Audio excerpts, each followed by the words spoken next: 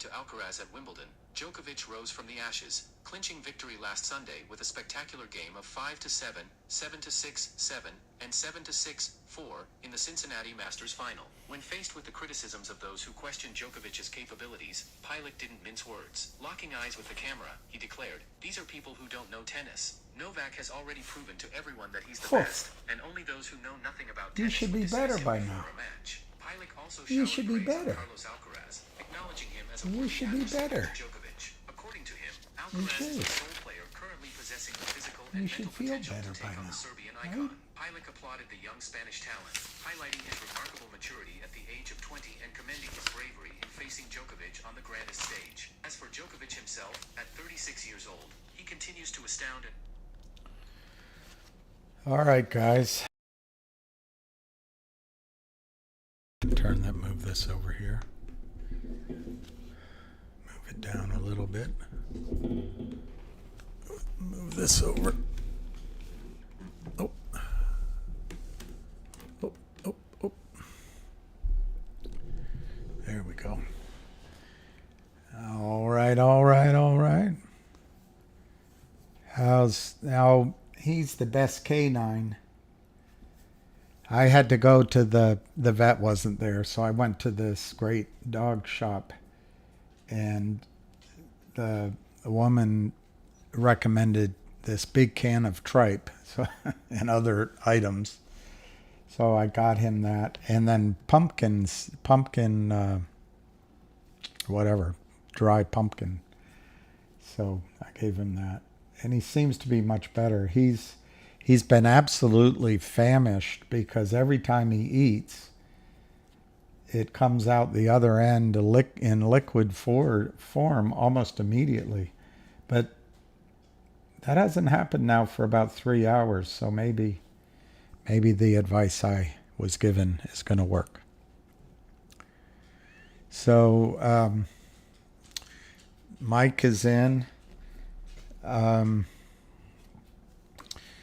As far as I know, there will be no call from him, but it depends. I also suppose it depends on how long we're on and whether he calls in. But as of this moment, there's no plan to have a call from him. The stock is 429, 428, 430. That's finger I'm talking about. It was as high as 450 and as low as 406. I do know there's meetings going on in New York, but I don't know the nature of those meetings, and I believe they're about finger, but they could, I suppose, be about other things too, or just about other things. I guess we missed our chance to cash out in the short run in our CRT. They announced a 15-to-1 reverse split, but I wouldn't sell it now, and I don't think that reverse split is going to cause the stock to go down, simply because, and this is the part that I don't know for sure. I have to give you some supposition there, but simply because I believe they'll announce the closing of the deal that's already been out in the press. I think they'll announce that transfer of the fintech assets of GoLogic into our CRT the same day this becomes effective, which, let me just see what today's date is, which I think is tomorrow, because the announcement said that the reverse split goes into effect on the 25th. So I wouldn't be surprised to see a simultaneous, I don't know what to call it, transfer of assets to our CRT, which will keep it from going down. That's my opinion. And then I think you should see higher prices. Big is still on my screen because someone kept asking about it. It'll drop off. I don't think you'll have to hear about it again. But it's down 6 cents to 6 cents. So big is a big pain in the butt. MULN is 302 million shares. 302 million shares. It's up 4%. Moore Kuhn encourages investors to contact his law firm. Of course, they'll sue the company instead of going after the shorts. Mullen Automotive CEO is disappointed in stock price, initiating alleged.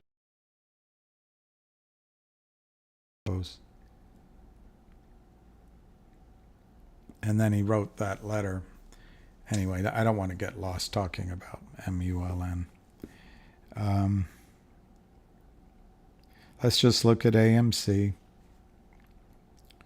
Down 5 to 14.24. Was there a reverse split there?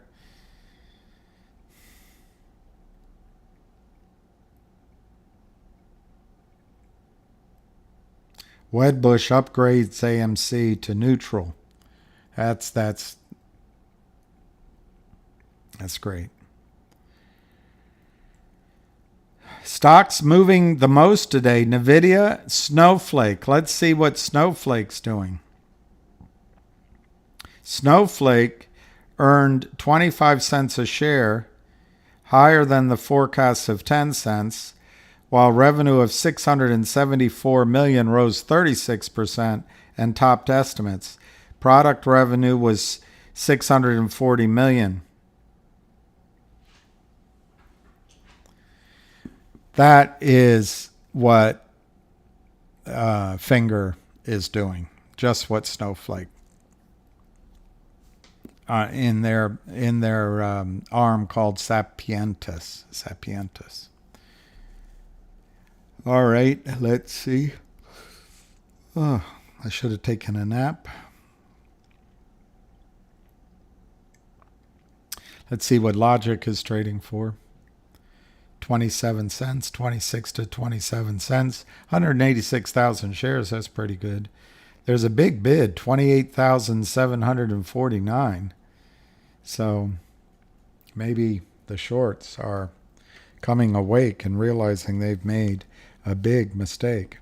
Okay, so now for the rest of the hour, we're going to talk about Snow White. Just kidding. Ham is attending to business.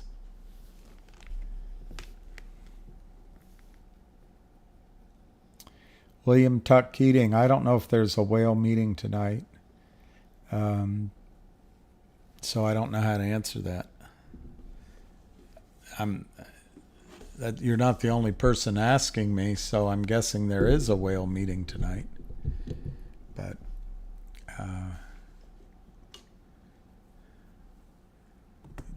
don't know. Any idea when the dividend shares will be available to trade? Let's just put that question to bed, all right? Let's do that.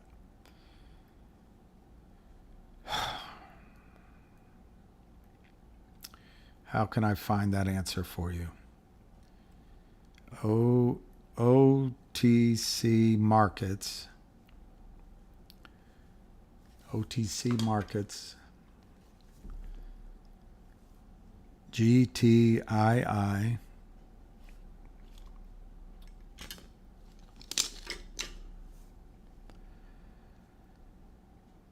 News.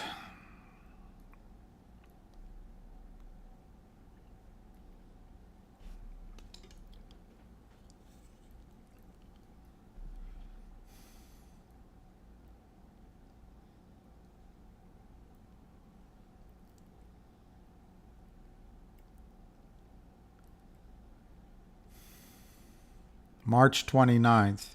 GTII announced today that it has been in further contact, that's March 29th, further contact with FINRA. This is news you can find on your phone, a website.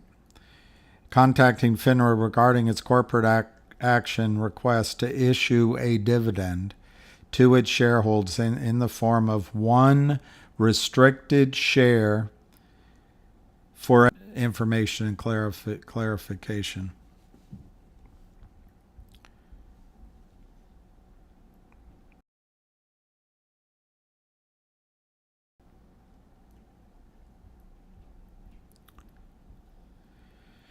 $4.28. GTII announced today that it has officially begun the process of issuing shares of its common stock to all shareholders who held shares as of April 15, 2023. Any shareholder who held shares either at share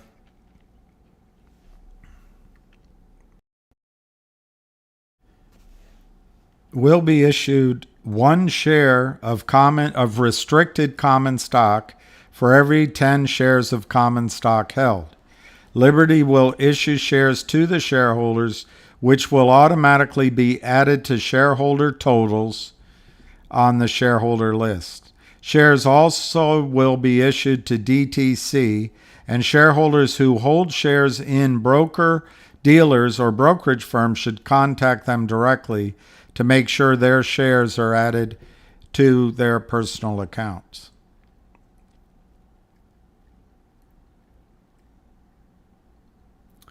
$5.9. I know it takes a lot of effort to read news stories, so just bear with me. And that's it. GTII has successfully distributed its stock dividend.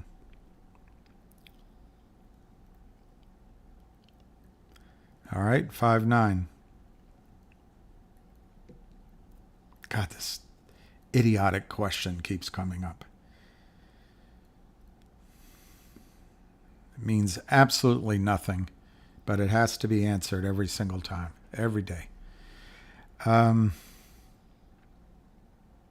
that, what did I say? That was 5.9. So we'll try to find the filings for 5.9. That's 425. That's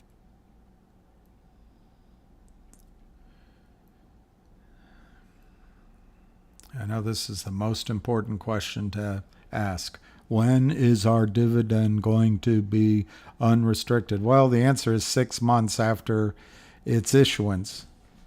Well, what's the day exactly? I don't know the exact day.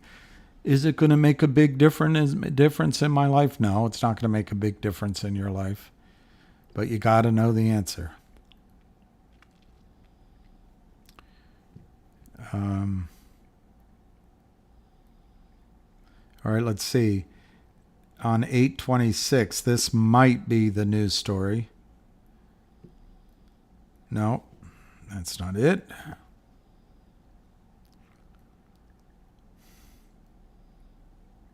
This might be it.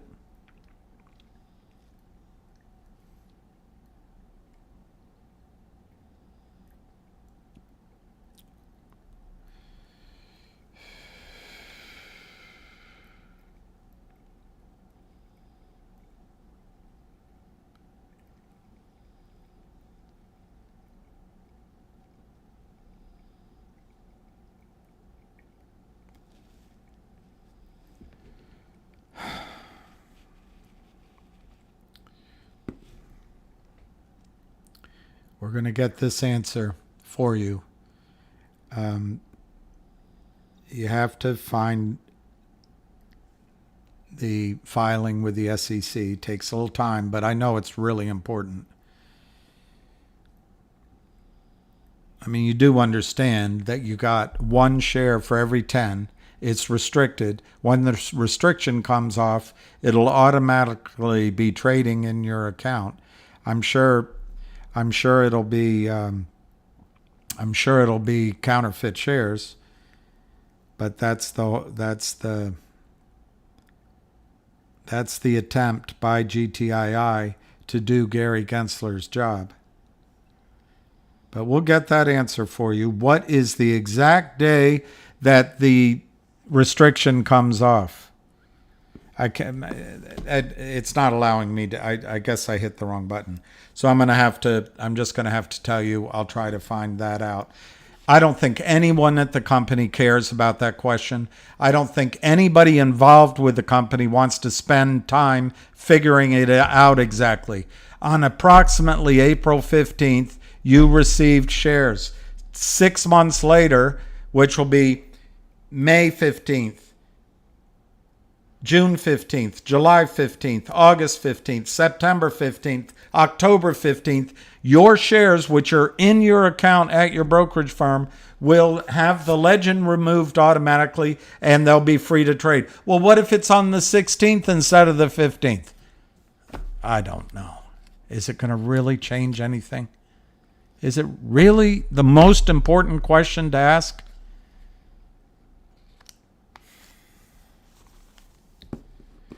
GTII issued restricted shares in order to try to catch out the back offices of broker-dealer firms. The restriction is 6 months. They're in your account.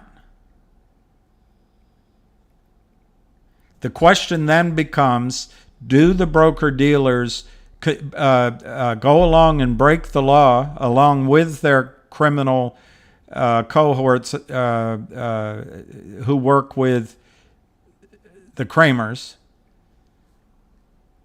And if they do, later on, West Christian will have grounds to sue the crap out of them. If they don't, they'll go out and try to buy back, closing all those unsettled trades, all those failed to delivers, failed to locates. That could cause a squeeze in GTII stock. The most important question isn't, when am I going to get the restriction off my shares? What day is it exactly? And when can I trade? That is not the most important question. The most important question is, will the back offices choose to break securities laws? West Christian will be able to subpoena them eventually, and then you have the basis for a lawsuit. Or will they commence to buy in fail to deliver positions? That's the real question. We won't know that answer until it happens. October 15th, on or around October 15th, is when the restriction will come off of those shares, unless for some oddball reason they made the restricted period a non-traditional restricted period. But the minimum restricted period in the United States of America is 6 months. In Canada, it's 4 months. Every day I have to answer that question. And I have to say it's a stupid question.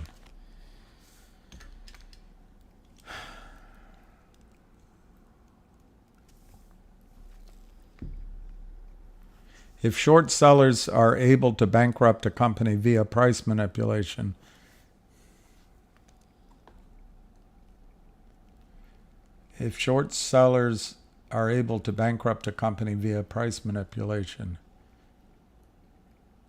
they don't have to close their position.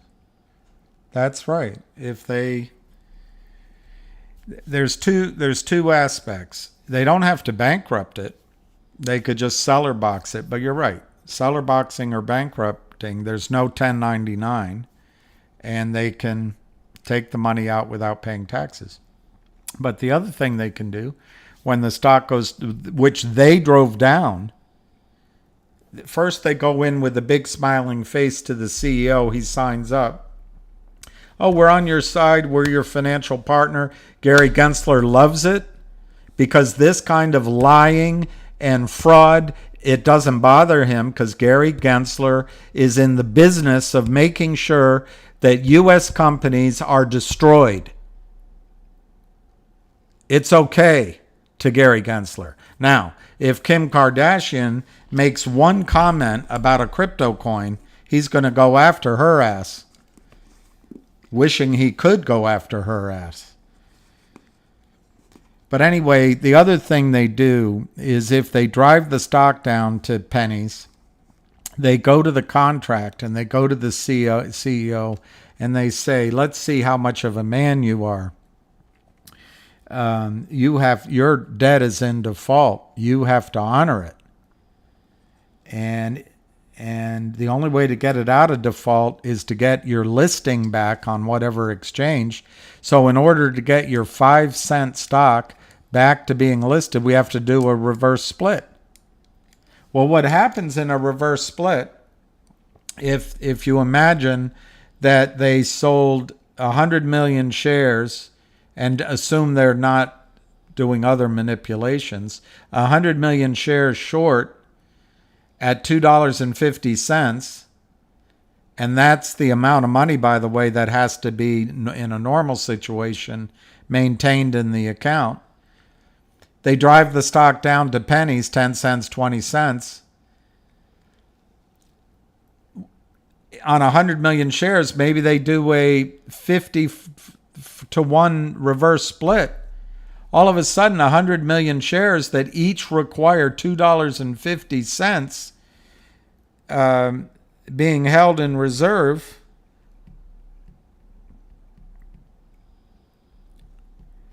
becomes 2 million shares. So that 250 million now becomes a requirement to hold 5 million.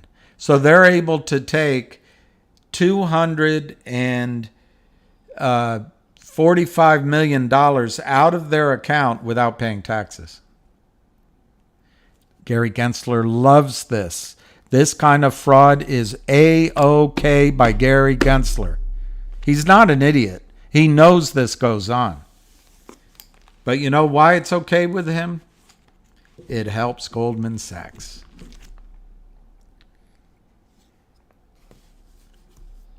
Where do you think all the funding comes from to fund covert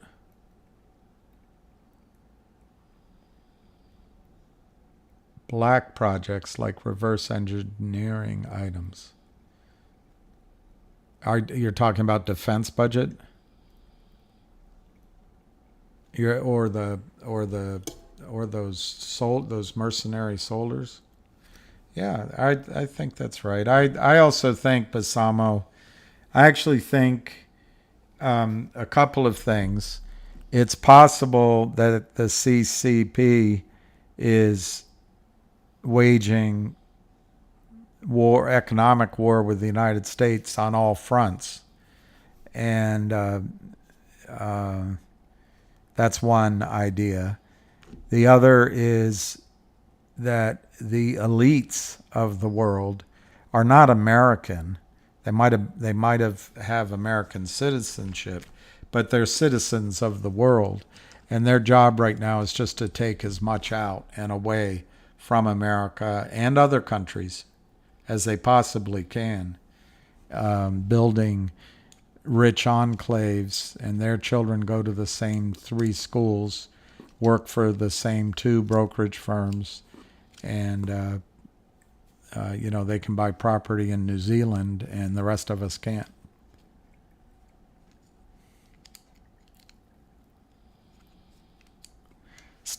Dr. Stephen Greer, I'll write him down. I will write him down.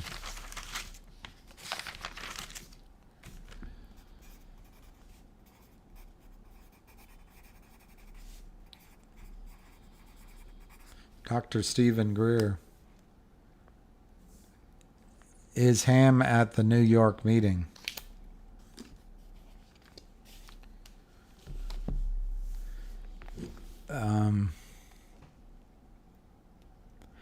Yeah, the CCP, I think, is playing the long game. And I also think China remembers when China was number 1 in the world. And we remember the last time The last time, I don't know, Taylor Swift broke up with a boyfriend. All right, MKC, see you later. Thank you for stopping by.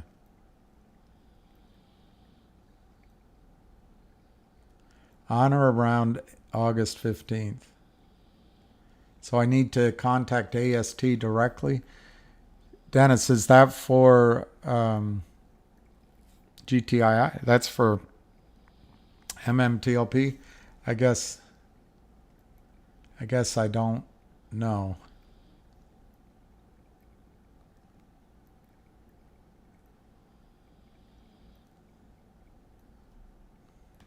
All right, I'm losing some of those questions.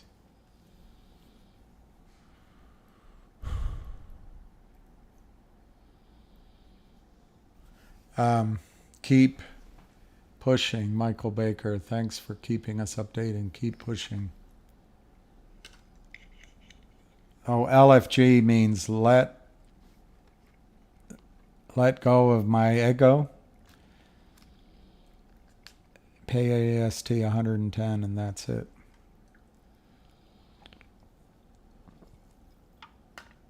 Okay, it's 3:26. There was an interesting article that Ham put up today. Is Ham missing in action? No. He's not missing in action. He's in action. And who knows if he'll call in. If he does, it'll be your lucky day and my lucky day. If not, we're just here to fill some of the time while we wait. I am waiting for Finger is what I'm most interested in. Finger 430 to 431. On GoLogic today, GoLogic, as you know, this probably won't give me the news stories. Let me see. No. So I'll just do it rather than looking it up. GoLogic signed an agreement to transfer its let me go back to that OTC site, and we can be precise on those parts of the story which we can be precise on. Problem is the whole thing isn't fleshed out. GoLogic is now trading for 50 cents, which is shocking to me. That when it was spun out, it was around $8 or $9. But that's the power of the Gary Gensler Glower.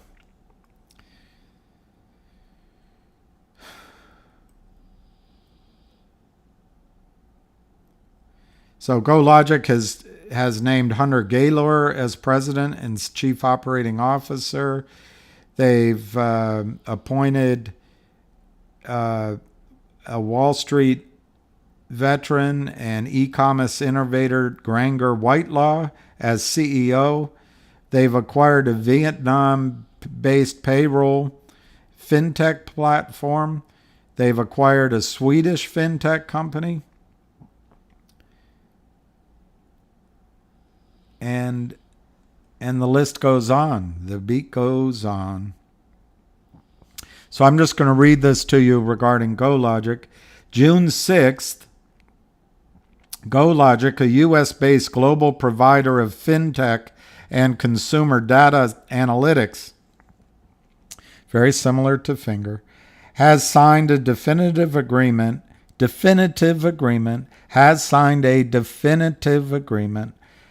for a planned purchase of its fintech assets by Recruiter.com, which is a NASDAQ company trading under the symbol RCRT. Under the terms of the agreement and subject to satisfaction of certain closing conditions, Recruiter.com will acquire GoLogic's Create app, PayLogic, which operates under the trademark A to Z Pay, GoLogic Operating, which operates under the trademark A2Z Go, and Radix trademark businesses. And all related assets, which comprise a suite of mobile commerce, e-wallet, and mobile payment and big data analytics platforms. In consideration for these assets, GoLogic is to receive common stock of Recruiter.com, RCRT, with existing I skipped over it. That GoLogic is to receive common stock of Recruiter.com equal to approximately 84% of Recruiter.com, with existing Recruiter.com stockholders initially maintaining approximately 16%. And that ratio can go in our favor later on. The agreement values the combined companies at approximately $105 million. Of course, in Gary Gensler's world, the naked shorts can drive the stocks down, trying to bust this up and lowering that value. That kind of fraud is okay with Gary Gensler because it helps Goldman Sachs's prime broker's business model. If it helps Goldman Sachs, it's not illegal. It might be an inadvertent mistake, but it's not illegal. So anyway, they valued that at $105 million, which shows the what the minds and the bankers think GoLogic's worth. I guess you could argue. I don't know. I'd have to sit down with a piece of paper and figure it out. Who's ahead on the deal now that both stocks are down? I'm not sure anybody's really ahead on the deal. But anyway, all right. So then you go to GoLogic, and let's just see how many shares are outstanding for GoLogic. Outstanding shares of GoLogic is 134 million approximately. And now let's go to RCRT.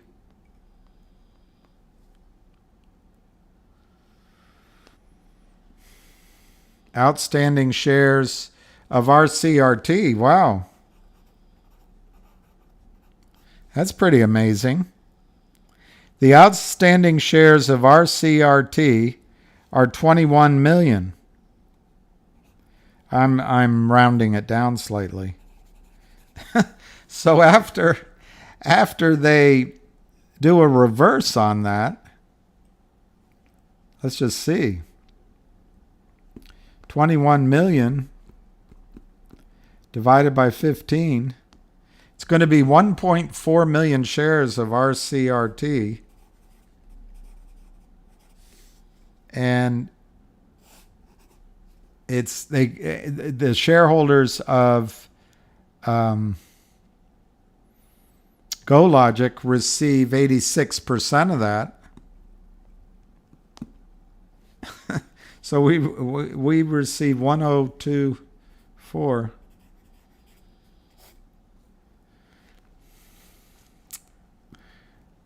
That's see, I told you GoLogic. There's too many things I don't understand. But anyway, what we get those shares of Recruiter.com because that's the shell. That's how we gain control of the shell. But the fintech assets go into that Recruiter.com, and that's ours. So I don't know how to calculate that out. I'm admitting it to you. If there's 1.2 million shares and we have 134 million shares in GoLogic, I just don't know how to calculate that out. I suppose you could take the valuation number of, what did I say, 104 million?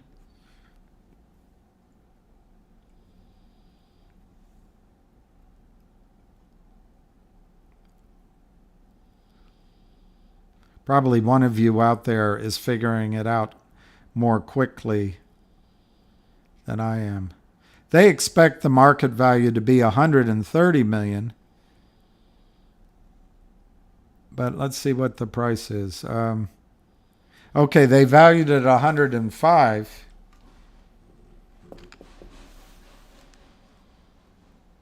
See, this is where this quickly breaks down in my analysis. So if you take 105 million and divide it by 1.2 million shares, that's $87 a share.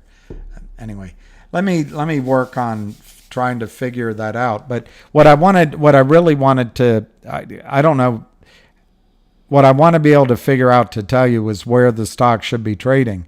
But I think that with this reverse merger, you're going to see the transaction if put into effect at the same time.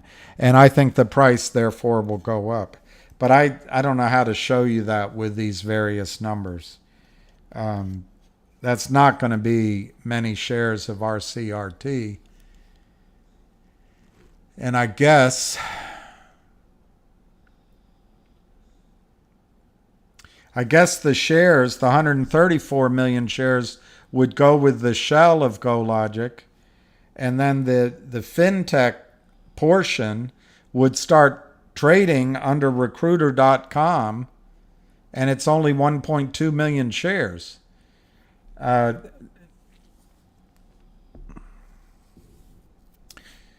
Let's just see what the market cap is right now.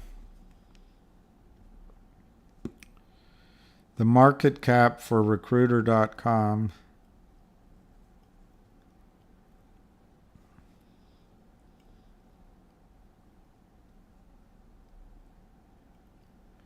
is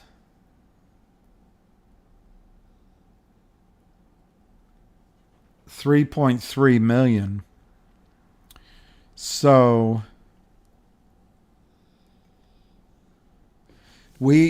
I guess what's going to happen is our GoLogic goes over as the shell, and I own it. And then we receive shares of RCRT to place the fintech assets in it. That becomes a NASDAQ listed stock, or remains. But for us, it's a NASDAQ listed stock. But that's not a lot of value, 3.3 million. So it'd be interesting, and that's the part I just don't know. It'll be interesting how they get that value up. And I think the answer is that they have they have 2 or 3 other deals to roll into it. But that's the detail I just don't know. Yeah, the reverse is tomorrow. And Mark, my opinion is that at the same time, I haven't heard that from anybody, by the way, but at the same time, that deal I just read to you will be put into effect. I was just trying to figure out how that's going to make the stock price go up. I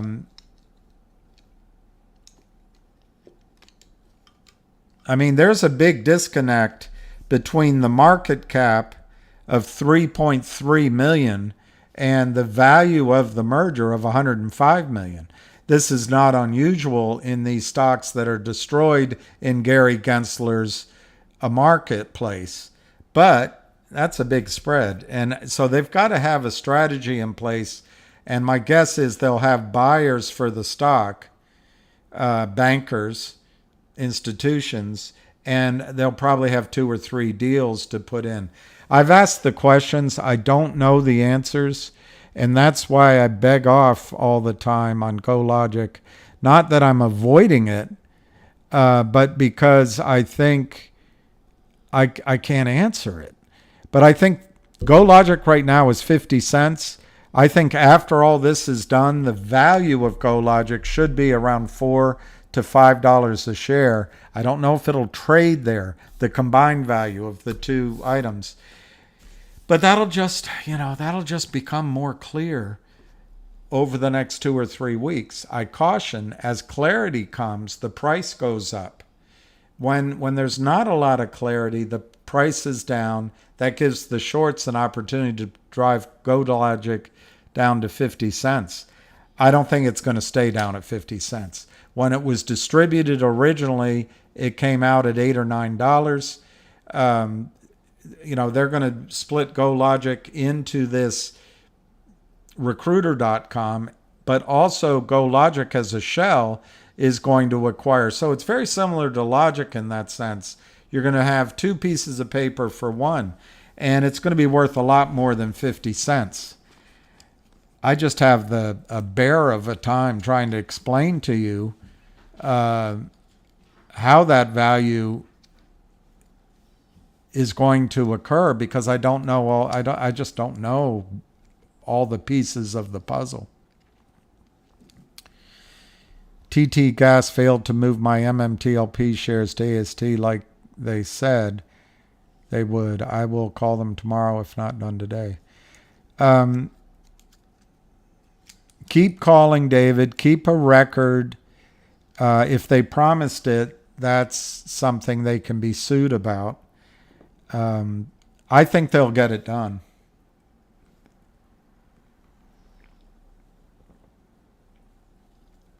No, it doesn't take 6 to 8 weeks to electronically transfer shares to AST.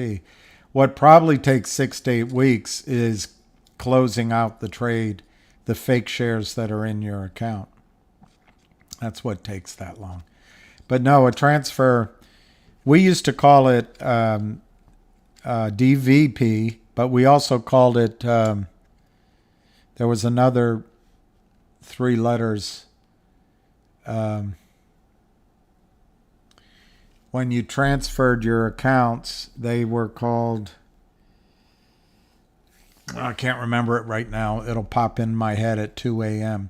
But no, it's just a matter of having someone review your paperwork, approve it, and it transfers instantly. So it shouldn't take that. Dos Equis bought a bunch of Logic for 26. That's great. I bought a bunch of Logic, I guess, I don't know now, maybe 4 or 5 weeks ago, but I paid more than 26 cents. And Dos Equis, what I think your choice is going to be, let me just say what my choice is going to be. When the S4 is approved, there'll be a proxy period. Then they'll have an effective, a record date, and then an effective date. I fully expect that the SPAC side of the deal, which will be called collective audience, COL-AUD for short, COL-AUD for short, I don't know, collective audience, that's the SPAC part, de-SPACed. I think they'll put a restriction, and I think that's been out there, on how many we can sell initially.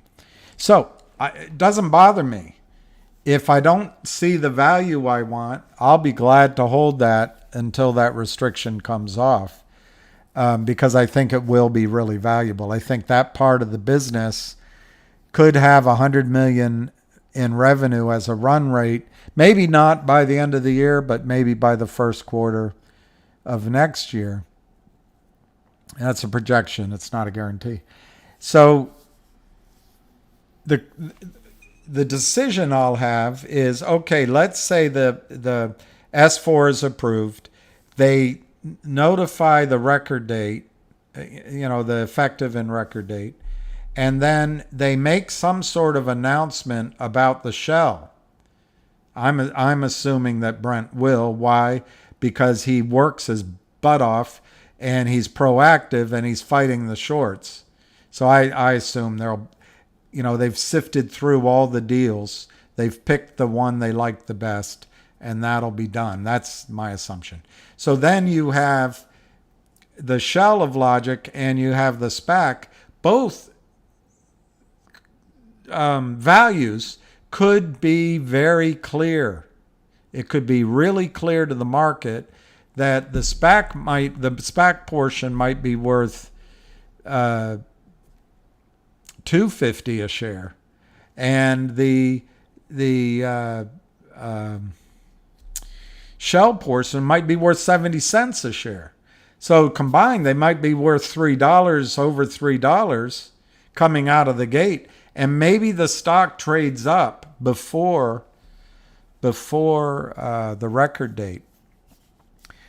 And my decision will be tough because if you need that money to, let's say, trade back into GTII or buy finger or do some other kind of trade, if you need all of it, you're going to want to sell before the record date, because after the record date, presumably the price will drop dramatically.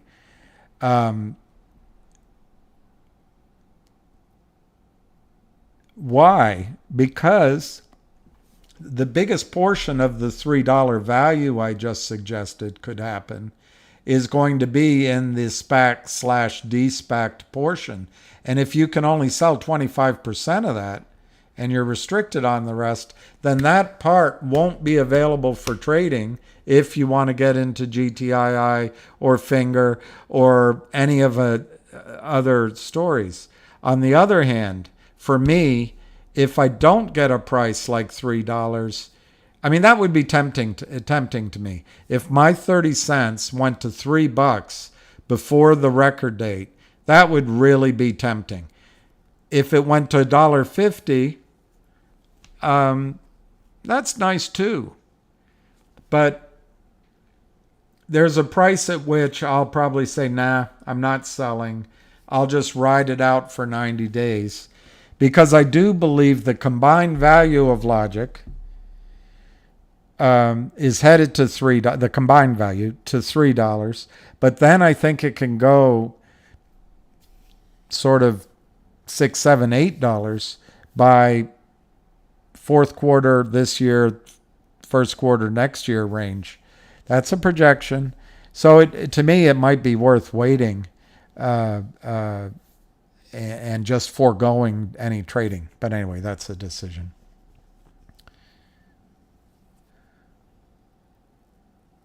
So from 28 August to 15 October is the time AST needs 6 to 8 weeks to make an offer. To make an offer? I don't think AST is making any offers. AST is just the, it's the warehouse. How far off? I think the record date, let me just tell you what I think is going to happen with the S4 approval. I think it's going to come tonight or Friday night. Let's say Friday night. I could be wrong. It could be next week. But let's just, for the sake of this example, say it's Friday night. Then I think you'll get an announcement. I think they're ready to notify everybody, ready to put it out for vote. I think that's 10 days. Not 10 business days, but you could correct me. So let's assume it's 10 business days just to err on the right side. So let's say from Monday is the 28th. So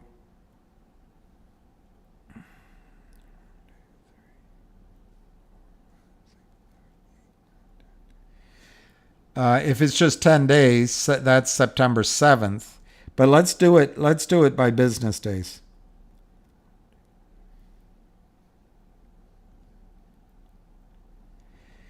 Maybe to do it by business days, perhaps the vote will, and the reason I'm choosing that is to be conservative in terms of time. So maybe the vote will be completed on the 11th of September. I would imagine the record date would be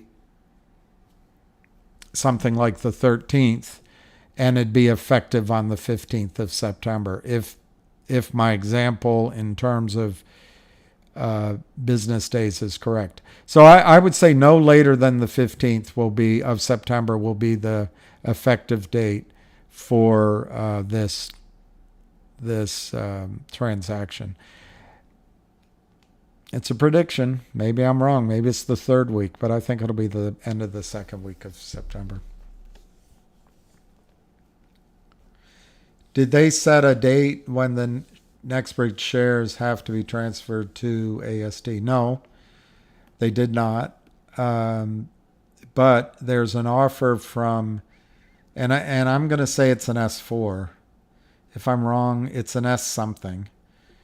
Pending before the SEC or FINRA. McCabe offered or created a vehicle which will distribute overrides, income from overrides in, I want to say it's 2 oil and gas properties, but it might only be 1. It was announced. You can look it up on the Nextbridge website. But in order to qualify for that, to my memory, from what I read, after it's approved, you'll have 60 days after that's approved to transfer your shares. So that's the only deadline that's been created. There is no deadline to transfer shares to AST. I don't think they're going to be able. Let me just say 3 things, and it's part of it's speculation. But I don't think they're going to be able to transfer all shares. I've heard numbers on the amount of fake shares out there, counterfeit. Gary Gensler shares are anywhere from $500 million to $2.5 billion Gensler shares created under Torchlight, under MMAT, and under trading of MMTLP. I don't know which number's correct. But I've never heard that there aren't any Gensler shares out there. So at some point, there'll be more asses trying to get in seats than there are seats on the plane. Now, what happens then? Well, then I think that's the financial settlement that the brokerage firms will have to give to you, or it'll have to go through the legal process and get a legal settlement. I would bet 80 to 20 that by the time the lawyers finally figure out the size of the liabilities, lawyers are both highly intelligent and as stupid as blockheads, because they train their brain. They train their brain from law school onward to only process information and evidence. Nothing else matters. You can't speculate that those shares were sold in Germany if you just heard it from, Roller Pigeons lady, or you heard it from a guy that knew a guy who knew a guy, and they said, well, this is what's happening. To a lawyer, that doesn't mean anything. The only thing that means anything is discovery. Then that has to be allowed into evidence by the court. Once it's allowed into evidence, that is evidence. And so these brilliant minds, they chop off all the circular parts of their thinking and they become a blockhead. I'm not trying to insult them. That is the system we have, the legal system. It wouldn't work unless things were done that way. But anyway, I think what'll happen if you don't move your shares to AST, there's some positives to not moving them. Your firm is on the line and they're legally liable to you.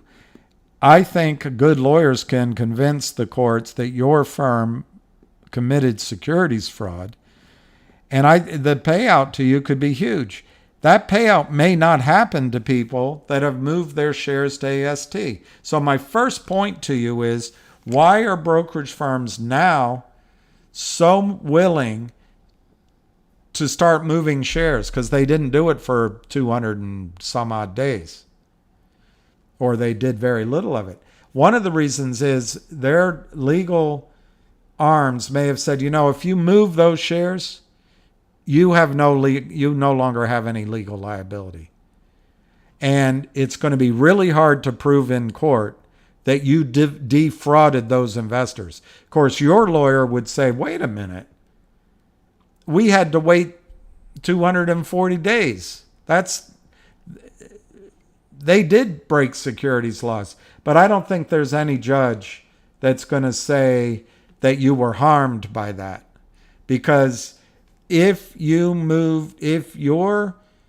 MMTLP shares are turned into Nextbridge shares at AST, that's the contract. That's what you bought when you bought the shares. You bought the right to trade it or to have it convert 1-for-1. And since Nextbridge hasn't traded in 200 and whatever days, I don't think there's a court in the country that would say you were harmed since you got your shares. So one of the advantages of remaining in the brokerage firm with your MMTLP is you're harmed, and your brokerage firm owes you. They owe you the value. They owe you, and I'm not a lawyer. I don't know if this is civil or criminal or securities law. I don't know where it ends up. But there will be penalties, and you're owed those. You're owed your legal fees, and you might be owed all of the opportunity cost of what you could have done with the money in that time. Of course, you're keeping journals with all your winning trades. So don't panic that you have to be over at AST. It may be that a better place to be is in the brokerage accounts. That's one reason, because you would be entitled to the legal settlement, which could be massive. Secondly, if the lawyers talk to their clients at the brokerage firms and say the legal settlement's going to be out of this world, the financial system may settle with you before it goes all the way to the conclusion of the legal process. And that financial settlement may be not as big as the risk of the legal side, but it's going to be big.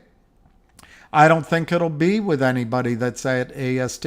So those first two scenarios benefit the people that are harmed. I don't think there's a court in the country that will say you've been harmed if you got your shares into AST. The third thing is liquidity. If you're in your broker dealers, if you leave your MMTLP at your broker dealer, or if you tried to move it to AST and you couldn't, and it still remains at your broker dealer, the legal process, I think it could take so long that Rachel Zegler could become president of the United States. It could take a decade, the legal settlement process. But you could get a big payout. But anyway, the financial settlement, the brokerage firm settlement process could happen if they want to just take care of it. They like to just eat their losses. They might take care of it this year. So you may get a liquidity event that you're not going to get by being an AST. Because I don't think NextBridge is going to be able to sell their company until there is either a legal settlement or a global financial system settlement with releases, because I believe, and I'm not an attorney, that attorneys on the other side or on our side are going to encumber, and I'm sure that's not a legal term, they're going to put a fence around NextBridge's assets and MMAT's for that matter, claiming that that's part of the estate, if that's the right word, that needs to all be divvied up in damages. It's going to get ugly. Right now it's in the stage of first telling everyone that we're Bernie bros. Then it's going to get to the stage of saying John Bird and everybody committed fraud. Then it's going to get to the stage caveat emptor on us. And then it's going to blame the YouTubers. Deflection. Gary Gensler, the art of deception and deflection and moving. Follow my hands. Don't look at the problem. Follow my hands.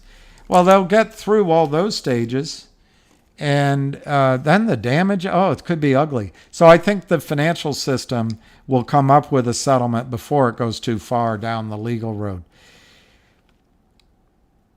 If the financial system does it, they could do it this year and just eat the whole losses. That's a liquidity event for you sooner. The solution I came up with, which I guess I won't bore you with, but I think it's still possible. Everybody would get a cash distribution, whether they're at AST or not. I'm not saying that NextBridge is going to be illiquid forever, but NextBridge is a private investment. And once you're there, you can't trade those shares. So if liquidity is your concern, I think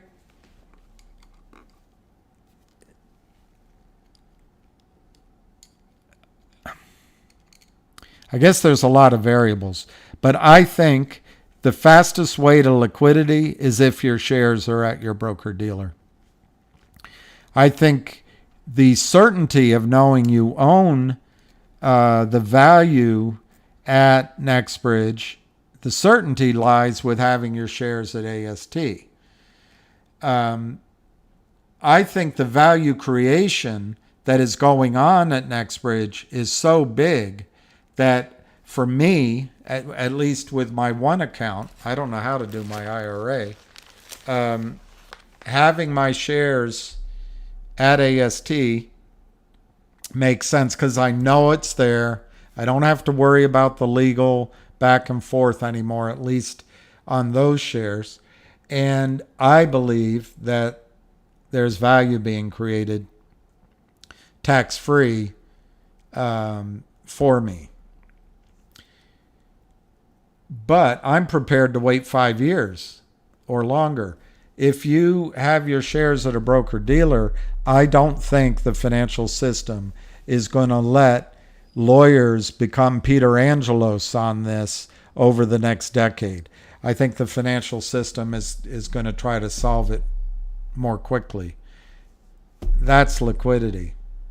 So there's no perfect answer. I think the safest answer is to move your shares, though.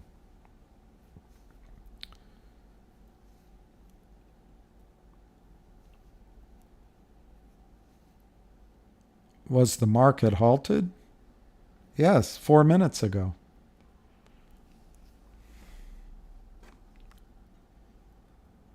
Let's see what happened.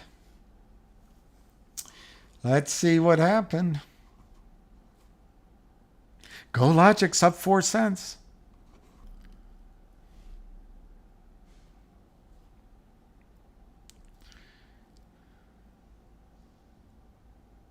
Logic's down a penny.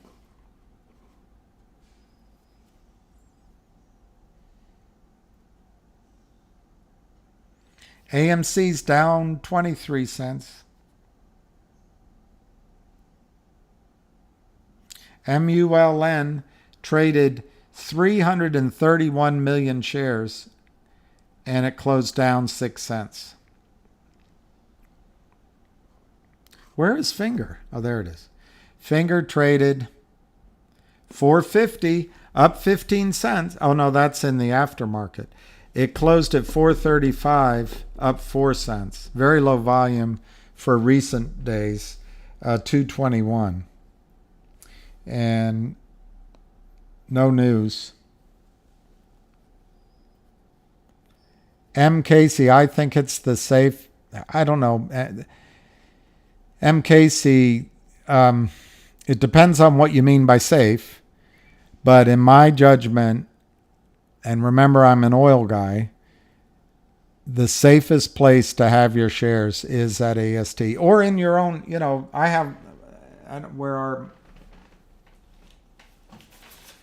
from my main account, I have my shares here. Here they are. I got them. I think this is safest.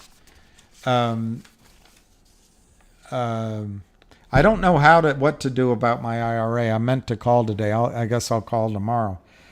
But I think that's the safest because then you know you own it. When I talk about a settlement in the system, that's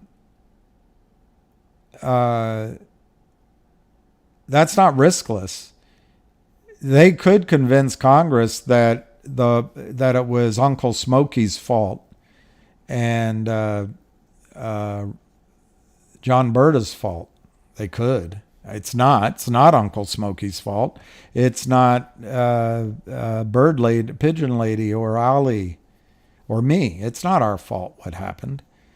But I mean, I think there's low odds, but it could happen. And then the payout could be very low. The payout, if they can convince Congress and convince the court of public opinion that this was just a bunch of 400-pound Reddit brothers and it was caveat emptor, the payout could be very low and unrelated to the value at NextBridge. That's what I mean by safe. I don't think that's going to happen. I think it's clear, and West Christian is on it. We have our own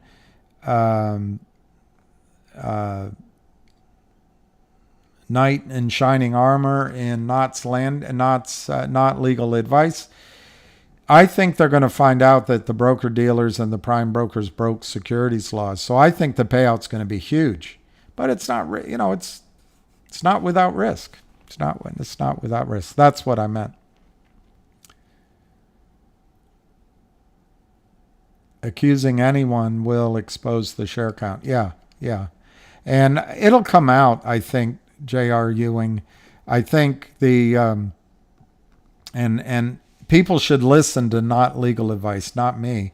But I think while the legal system is slow, I think the legal system, by putting, even though I said how frustrating it is, the fact is once you get evidence entered into the record, it's there and it can't be unseen, and it will lead brick by brick. A wall will be built, or a scaffold will be built, or a castle will be built, whatever you're building, and the case will be won, I think. It comes to the market maker who made it illegally tradable. I don't know if it was a market maker that did that. Maybe. I don't. Whoever did it, it was the shorts. It was the criminals.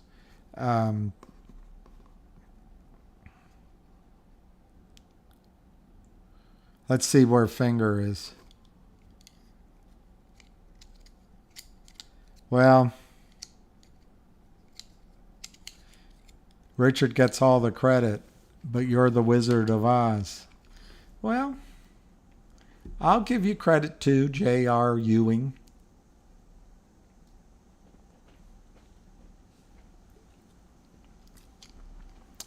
The firm of Not Legal Advice has two people, Richard and J.R. Ewing.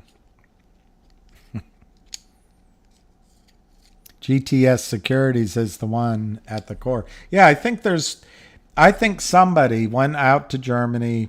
I don't know the mechanism exactly, but if you trade one share back from Germany on the US markets, and I guess you first have to get that approval, you can flood the markets with trillions of shares. Those are Gary Gensler shares. And I don't know if they're green Gary Gensler shares, but they're as worthless as a $3 bill.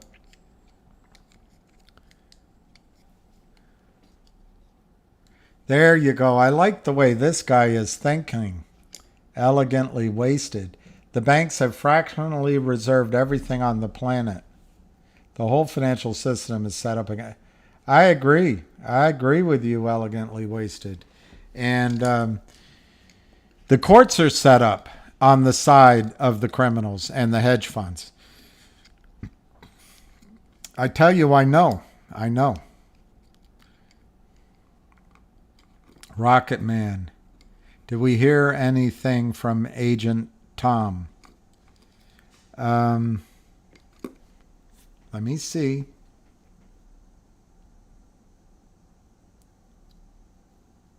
Oh, I want everyone, without saying why, I want everyone before you go to bed tonight, if you're of that makeup, to say a little prayer for Jenny L.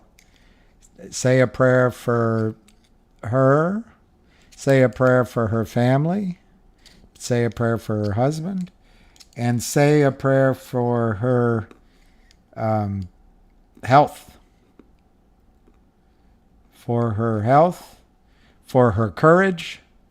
For her strength.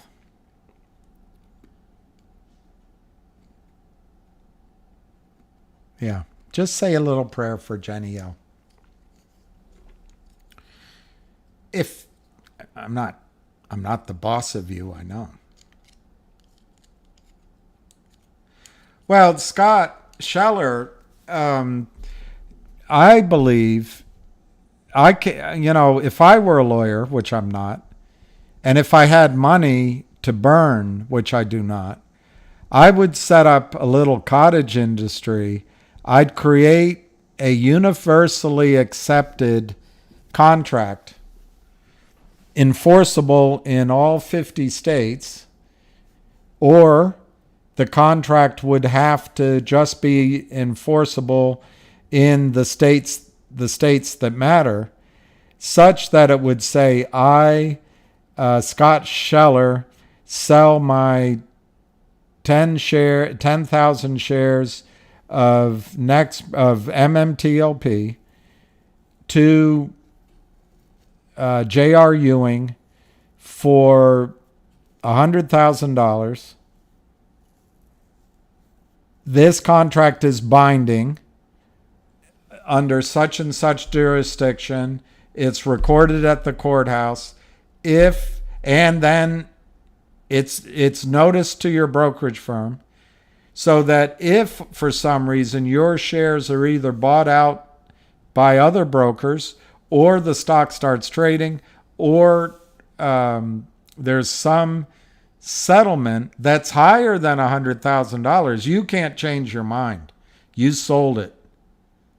But if there were a contract like that, we could have our own gray market, and a lot of people probably would find that their shares were bought and they did have liquidity. But nobody's done that yet.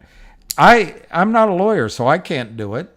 If I wrote a contract, it would be, the party of the first part agrees with the party of the second part, and it would have a sanity clause at the end. Thank you, Not Legal Advice.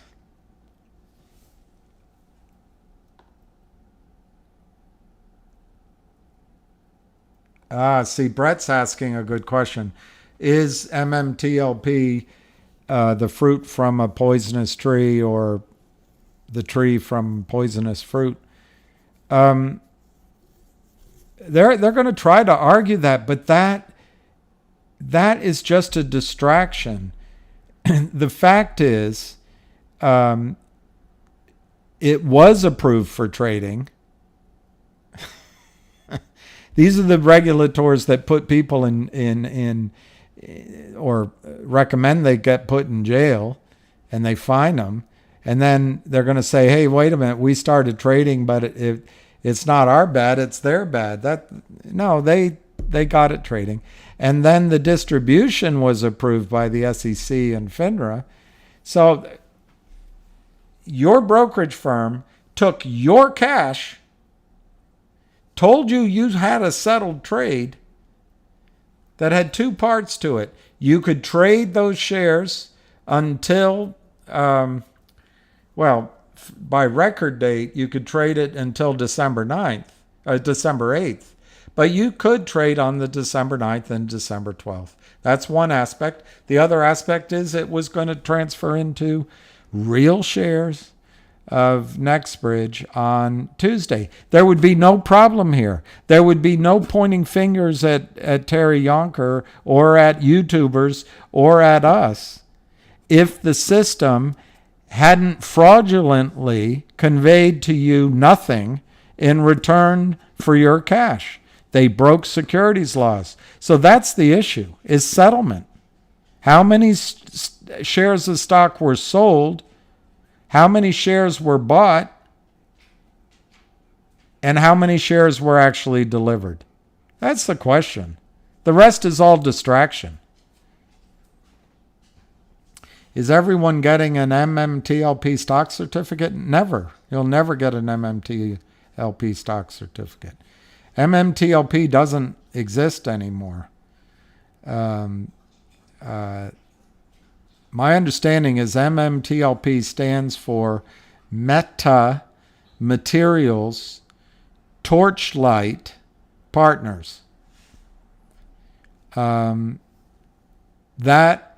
was created. Torchlight had an idea.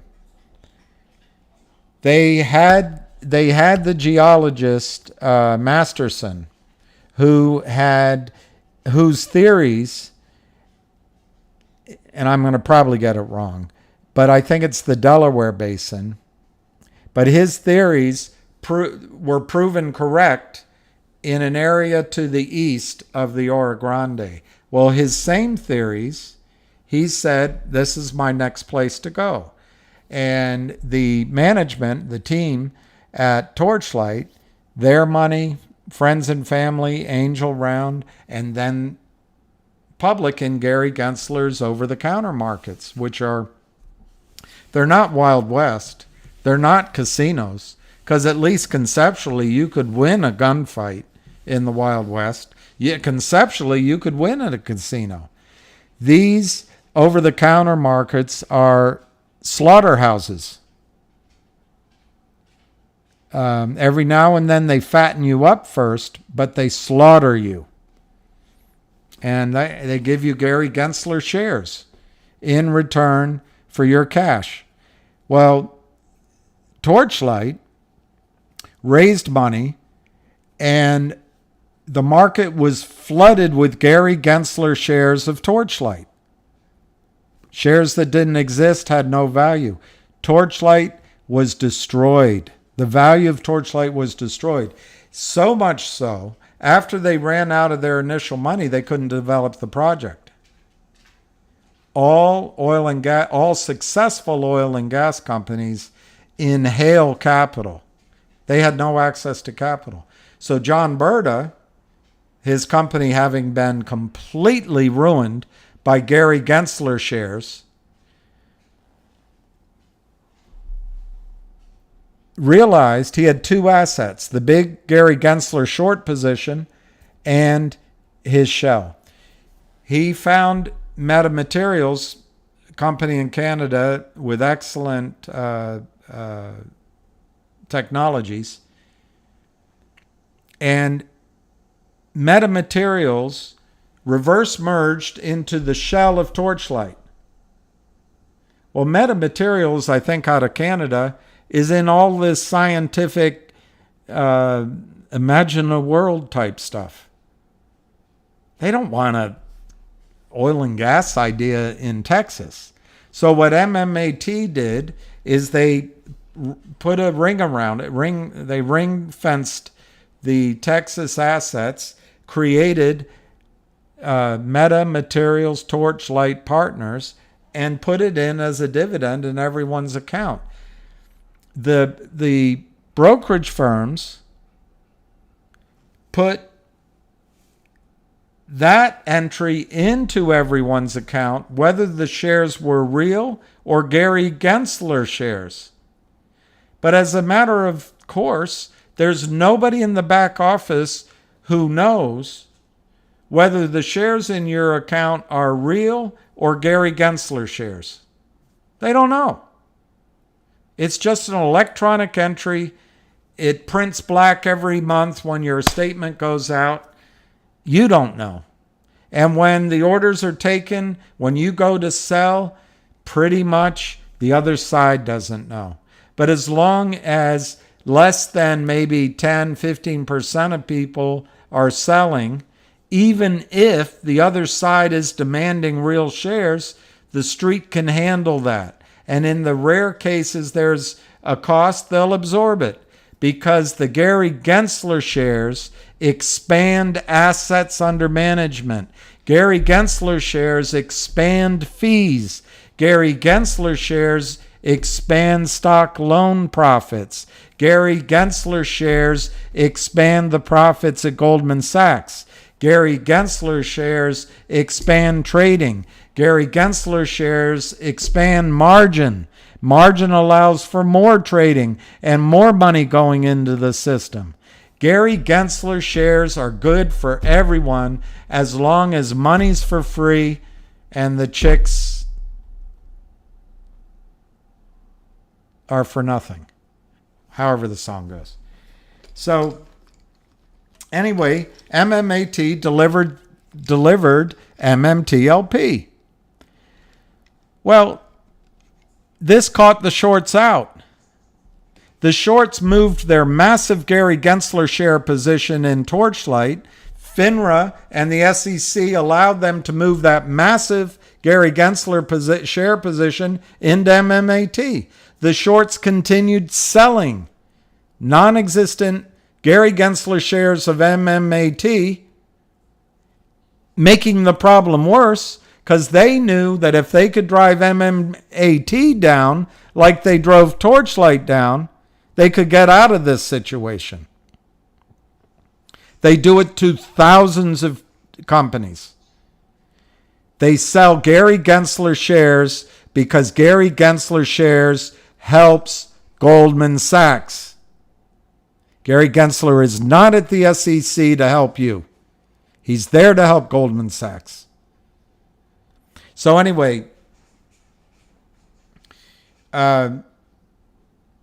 what the shorts didn't count on, because they were able, just like every other time, they were able to kick the can down the road from Torchlight to MMAT. They didn't count on the next step that MMAT did. MMAT said, this is a private company, and it's going to be distributed as a private company. So what the shorts did, they tried to kick that can, and they found out it was full of concrete and bolted to the floor with an iron bolt. So when they kicked it, they really broke their foot. So they said, this isn't going to work. We're caught. We've sold trillions of Gary Gensler shares, and now we're going to get caught by this stupid private company. Well, not to be deterred, what they did is they fraudulently, wire fraud, identity fraud, all sorts of laws broken, got a stock symbol, MMTLP, and they got it to trade. I would argue that over at the SEC, they allowed it because they figured if you could help preserve the fiction of Gary Gensler shares, you could preserve the fiction of trillions of Gary Gensler shares in the system. So let's do this. I would argue SEC allowed it to happen.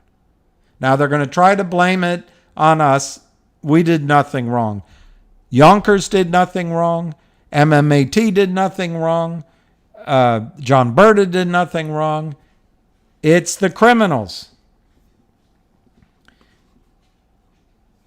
So now you ask me, are we going to get shares of MMTLP? What they did is they got it trading under the symbol MMTLP. It was so surprising that John Berta couldn't believe it. It was supposed to be a distribution of a private company. And how did it start trading? He looked in his account and all of a sudden he had $6 million. Value. So MMAT did what it was supposed to do. They did what they said they were going to do. They followed the rules. They distributed 164,750,000 share units of the Metamaterials Torchlight Partners. They distributed those as 1-for-1 shares for NextBridge to the DTC or to the transfer. I forget which one gets it first. It all ends up at the DTC with a reference at the transfer agent. So Metamaterials distributed those shares. What's in your account is the Gary Gensler shares of MMTLP. Now, some of those are real shares. Most of them are Gary Gensler shares. And there's no way to tell. They're just electronic entries. There's no way to tell. But Merrill Lynch knows that the DTCC has 10 million shares of NextBridge in the street name of Merrill Lynch. Merrill Lynch also knows on its clients' books, Merrill Lynch represents to their clients, they have 100 million shares. So no, you're not going to get, if you can get a share of NextBridge, great. But you're never going to get a share of MMTLP. It doesn't exist. It doesn't, as soon as MMAT distributed, это все.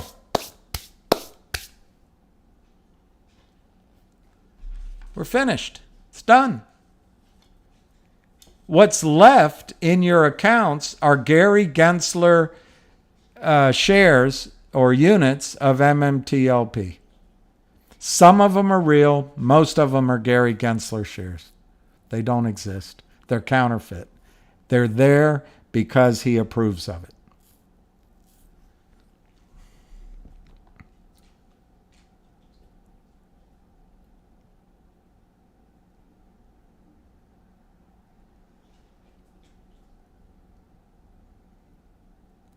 I've lost all my effing money in GTII. What now? What a joke. Well, Zach, I think that looks like a provocative statement. You've lost all of your money? Did you sell your stock for zero?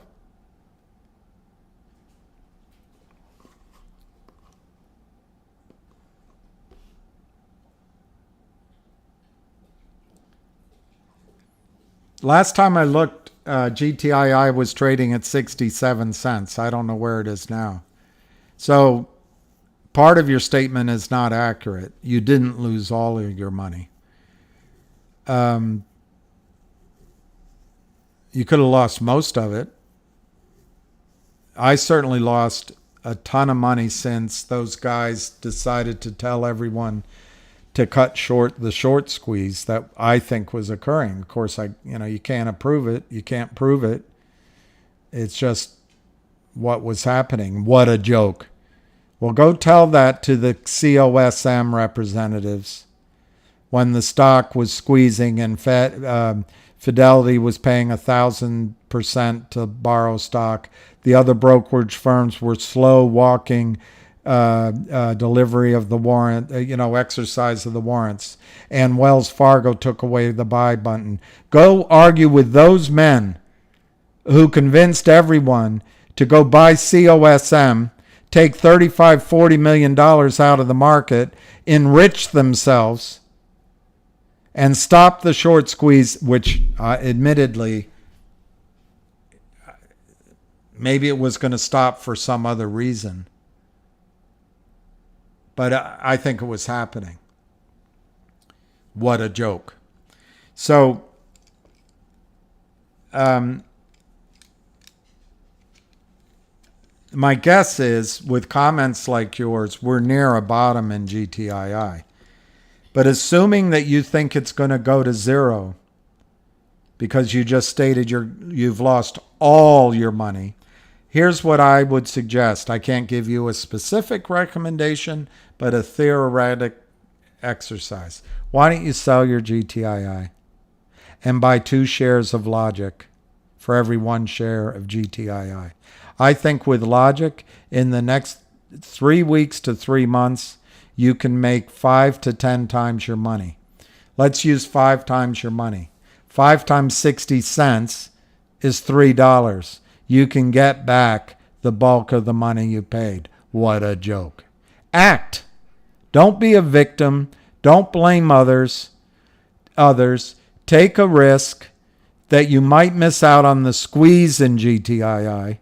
Sell your GTII and buy Logic before it splits into 2 units and becomes worth $3, maybe $1.50 a share, 5 times your money. So 5 times 6 is $3. If it goes up 10 times, $6. That's one idea. You don't have to do that idea. You could buy 1 share of GoLogic for every share of GTII and keep the difference in cash.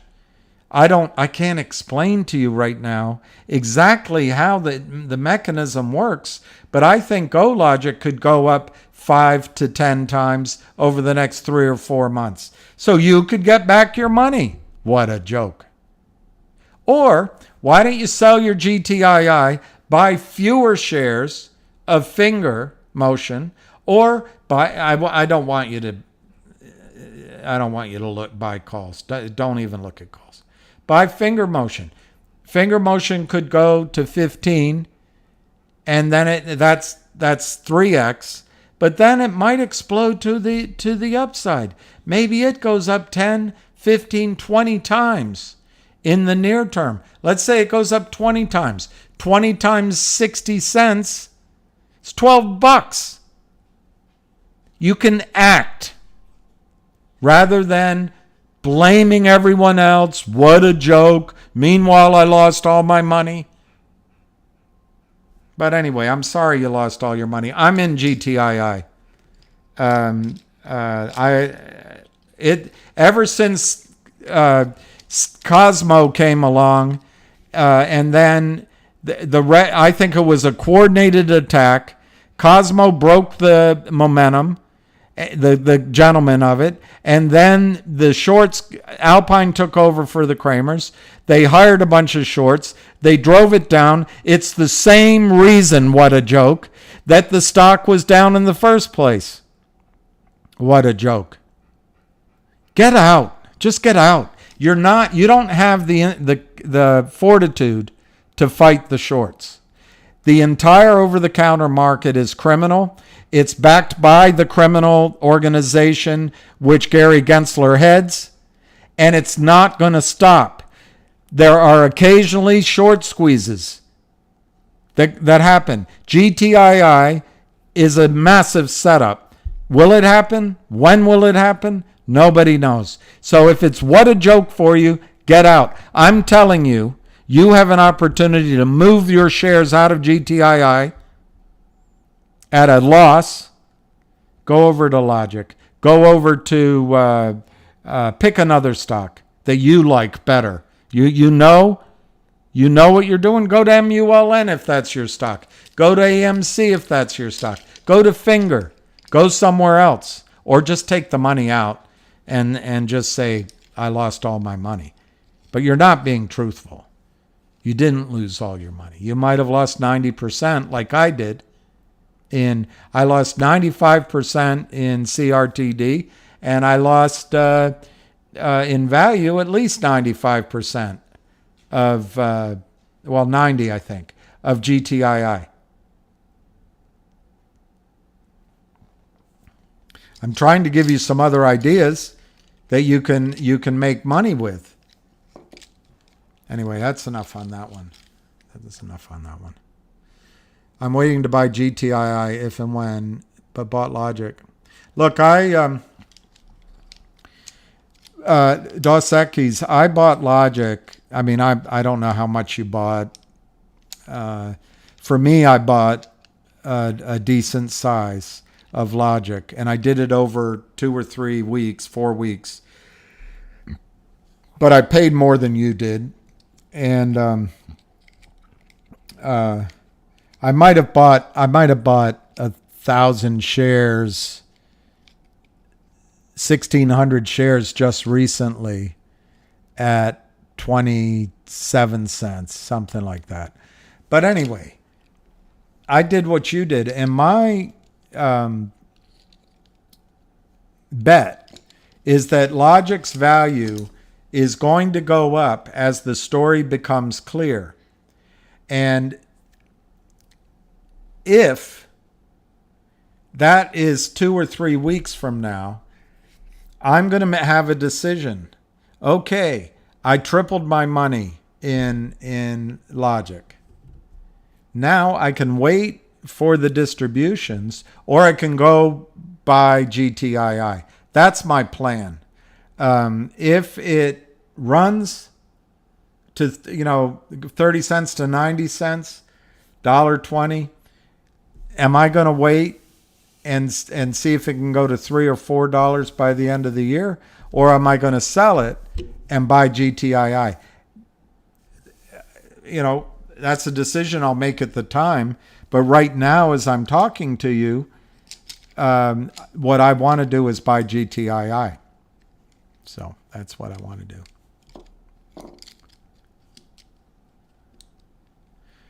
Well, that's true, David. The only way not to lose money in the over-the-counter market is to just not invest in it.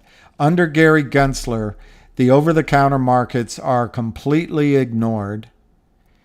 They are flooded with Gary Gensler shares. And I really don't think you can make money in the over-the-counter markets unless you know a specific situation, you have management fighting with you. I think that's GTII. I think that now is Finger. And it's definitely Brent's son at Logic. Definitely. So I see GTII going back over $1 in September. GTII could go over $1 tomorrow. I'm hoping it waits, because for selfish reasons, I would like to sell my small position in Logic and at a really nice profit, and then come buy GTII. So, but it's trading, and I'm not immune to being pissed off, to being depressed, to being mad at myself. Oh, I could have gotten a higher price. Oh, I shouldn't have bought it there. I should have saved my money to buy it lower. I'm not immune to making mistakes, because you can't get it perfect.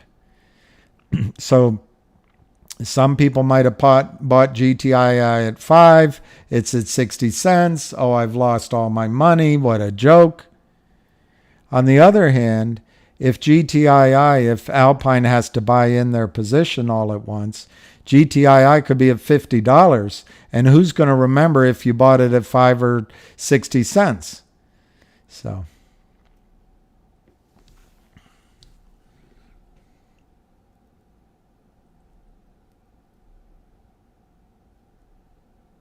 that's good, Dos Equis. I love it. So if you did 2,500 shares at 30 cents,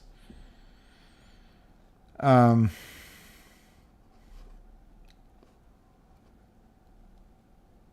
sorry, 750. So if it went to, let's just dream a little bit and say it goes to $1.20 before distribution. Remember, at the effective date, I think it's going to be worth a minimum of $1.50, maybe $1.75, $2, but it could be worth a lot more than that.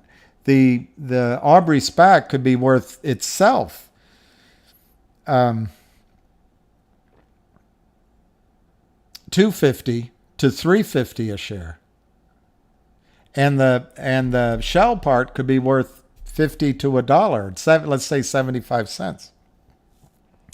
So you could have value that is clear to everyone of $2, $3, $4 in a few weeks. Right now it's not clear because they haven't announced any deal if they have one, but we'll know it in terms of the reverse merger. And we haven't seen any trading up, which I think could happen in Aubrey SPAC. I think Aubrey SPAC could go to $30 or higher. Will it stay there? I don't know. But remember, they could add 2 or 3. He's talked about it. 2 or 3 companies into the Aubrey SPAC. They're ready to add revenues. So Logic could be worth a lot in value visibly in 3 or 4 weeks. But anyway, in the shorter run, just the S4 being approved, the record date, maybe the stock runs to $1, let's say $1.25, and you could get out if you wanted to there. You know, you'd have $1,000. You could go buy GTII. I think I did that correctly. But anyway, and you could buy 10,000 shares?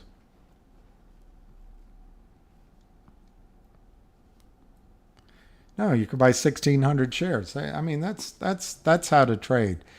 You start thinking in terms of units of investment rather than in dollars. So if GTII has this massive upside, Finger has this massive upside, but Logic has a great upside that is almost certain of, let's say, 5 to 1, 10 to 1.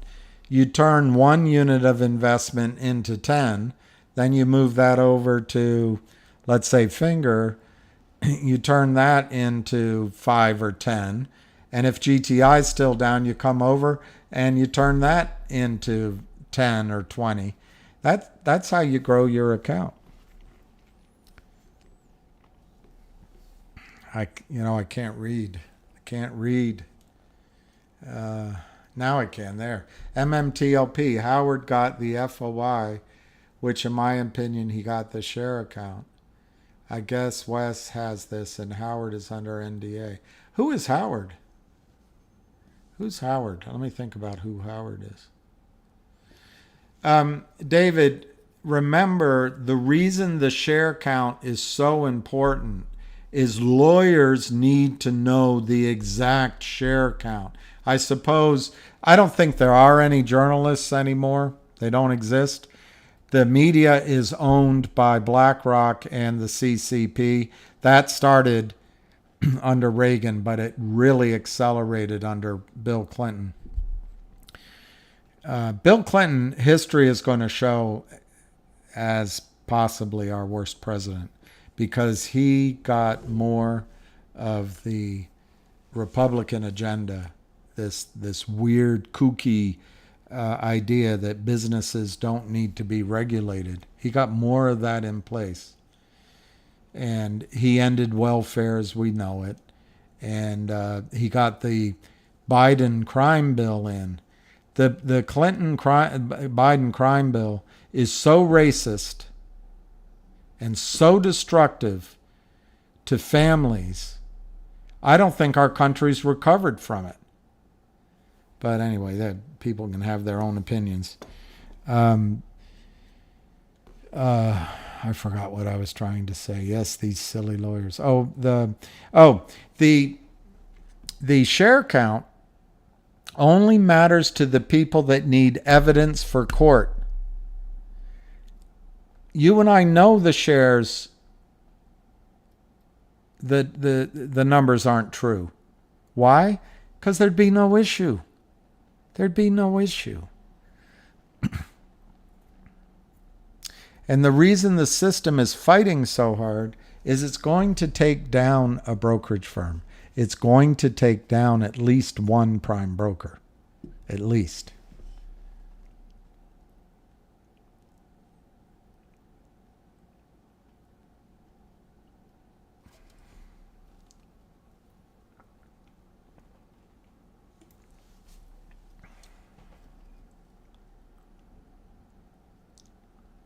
Howard got the FOIA from the SEC, told us the SEC and FINRA knew about fraud.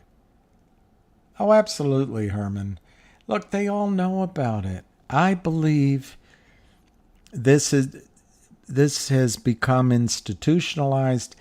It's the majority of lending these restricted shares, whether real or not, hard to borrow, is the majority of Goldman Sachs prime brokers' revenue and income. It's just a fact. Just a fact. I can't say, let's go, Brandon. Let's go, Brandon. Oh, David Howard. Okay.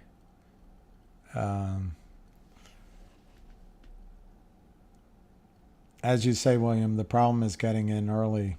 Yeah, and for us as just schlep retail people, our arbitrage is time, unfortunately.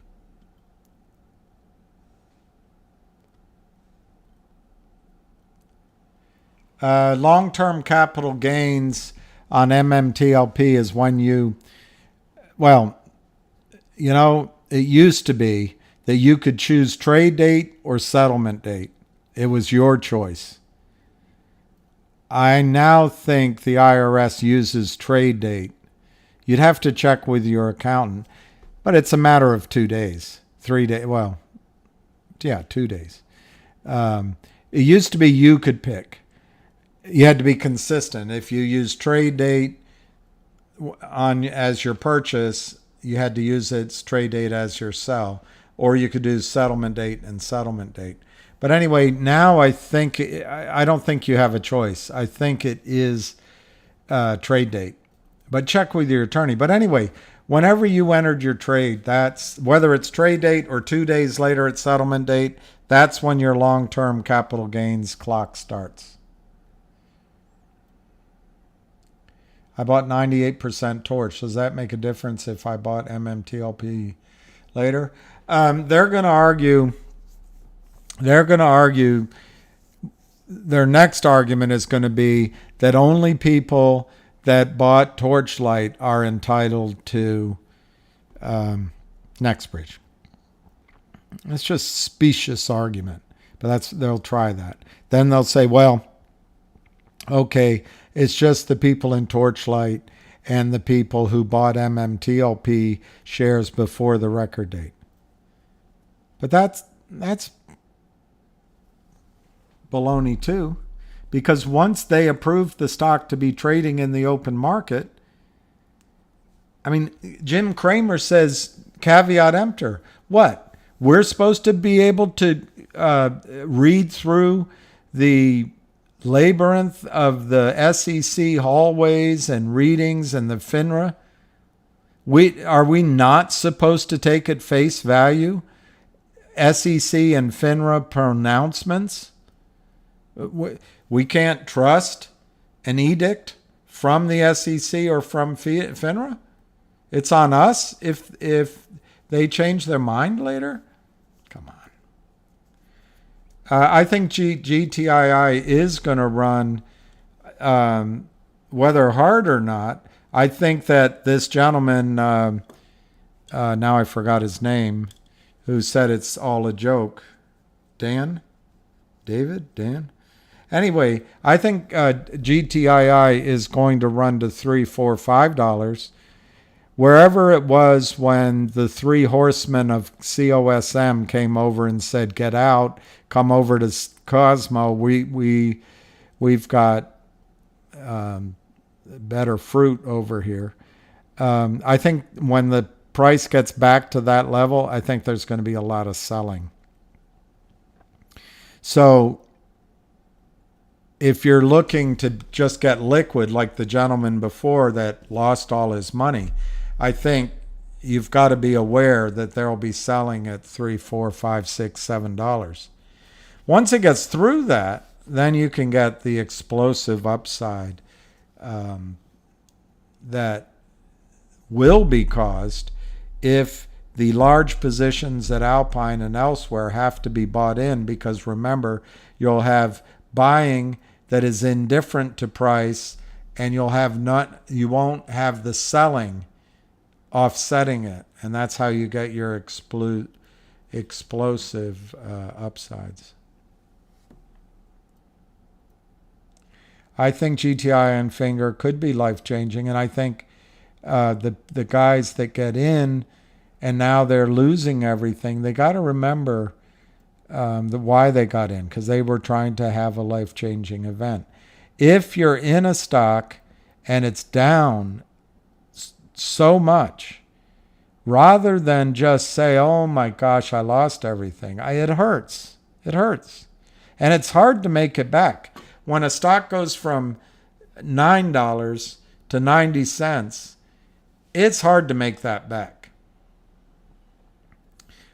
But you can sell at 90 cents, establish the loss, wait 31 days, and buy it back. And you can just leave your money in cash, or you can put it into another idea. Right now, my favorite stock, I mean, they're all good, but if somebody gave me $100,000 right now to invest, it would be Finger,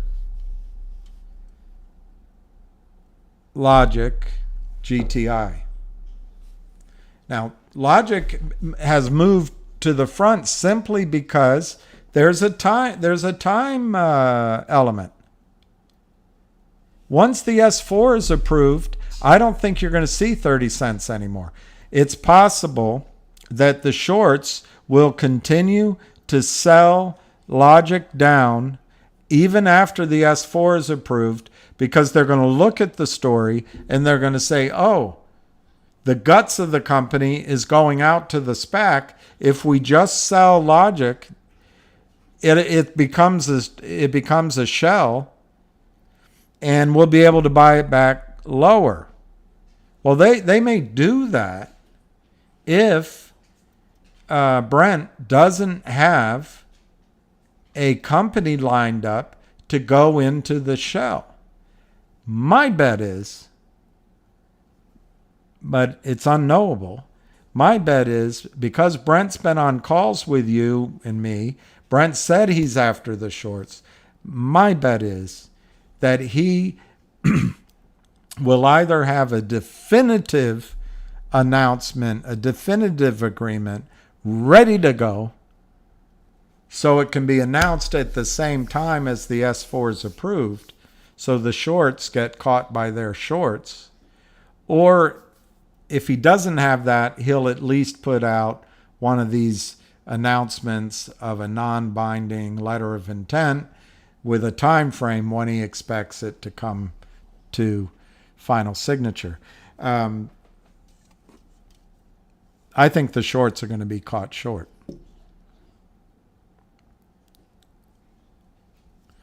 Well, yeah, my sales manager always said that. They're just, stock is moving from weak hands to strong hands, weak hands to strong hands, weak hands to strong hands. Just looked at my 2022 tax return, my MMT. How are they noted there? I don't know what you mean. Are they noted as a closing transaction? I'm not a tax attorney, MKC, but if you had a lot of gains last year in 2022, and whatever the brokerage firm sends to you, you can adjust as long as you're being truthful. Just because they put it down doesn't mean that's what has to show up on your tax return. You have to defend what you put down. But anyway, one thing you could do last year is write off your MMTLP to zero. Take your losses, check with an accountant first, but you can take your losses against any gains. The negative is eventually you're going to receive, I think you're going to receive something for MMTLP, and then your cost basis is zero. So in the future, your gain will be greater. But it might be something that you want to do to offset gains from last year.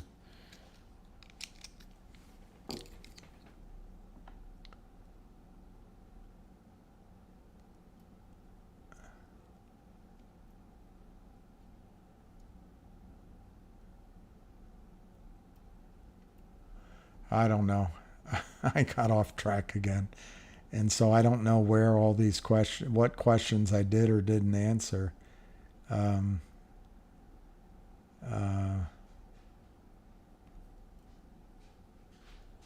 Somebody said silver. I would tell you, if we make money here, that silver is a place to put your money. Not maybe all of it, but I think silver is going to be a place. I told you the story when I was in London. I had, I don't know, 150, 180 grand that I wanted to put somewhere. And I really studied Bitcoin. But this is back before anyone even knew what Bitcoin was. And I got put off by my inability at technology. I didn't know what a cold wallet was, and what if that got lost, or what? Okay. But anyway, Bitcoin was under $1.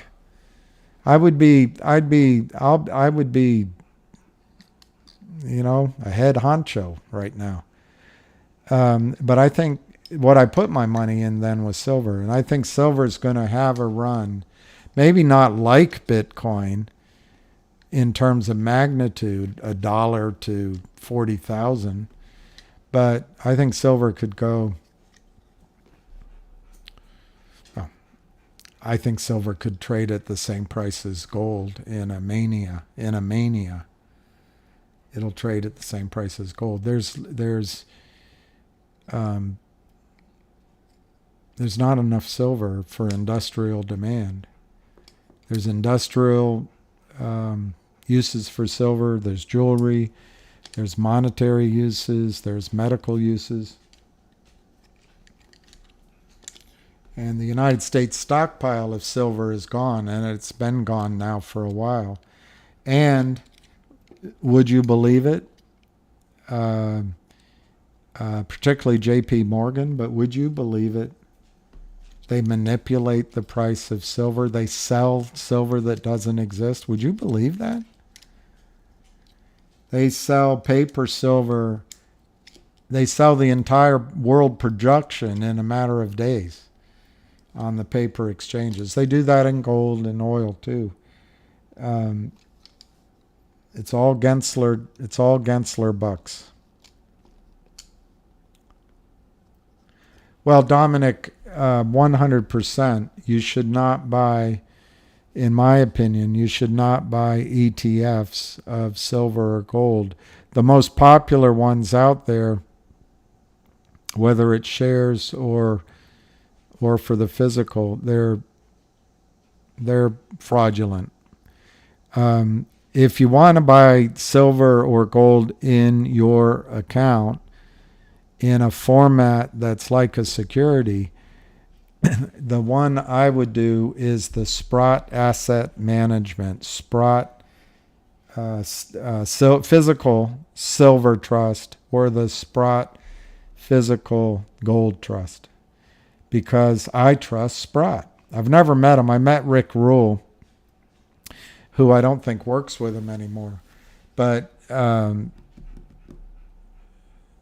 think Sprott is the man. So those are physical products, not fake paper.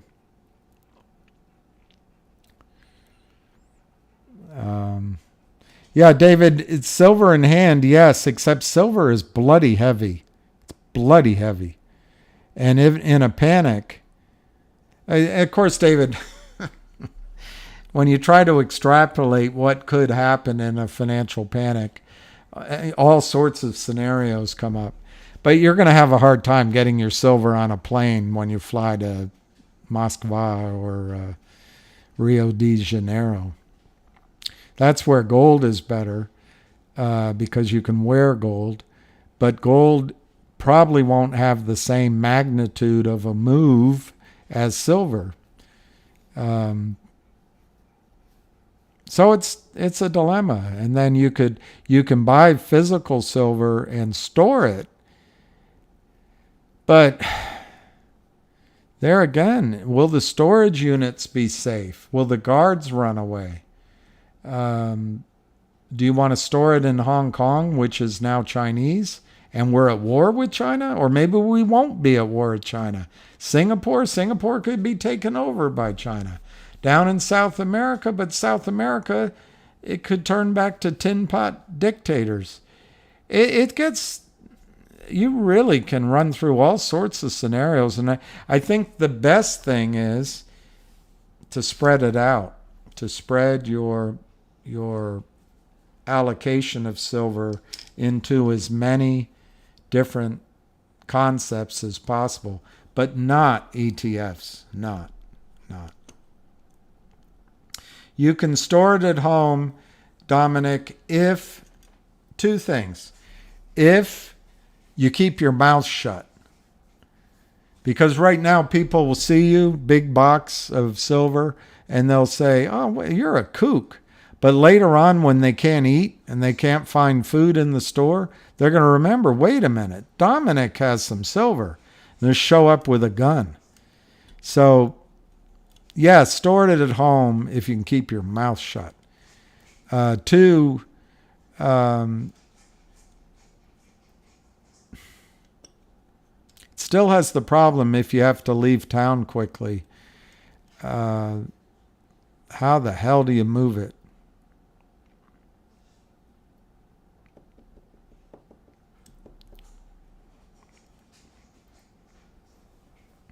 There you go, Sprott Physical Uranium Trust. Sprott's to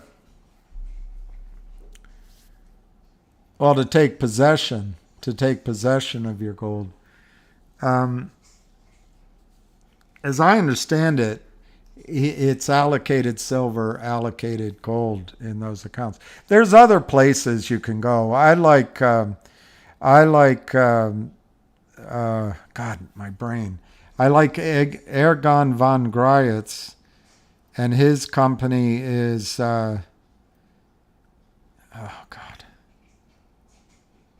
Swiss. Let me look it up. Don't get old. Your brain stops working.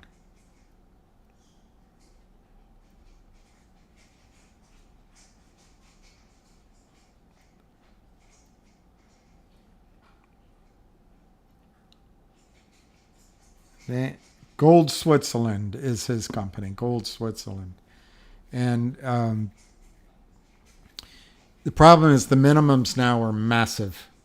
When I first started following him, a normal person could meet, well, not everybody, but, a reasonably normal person could meet the minimums.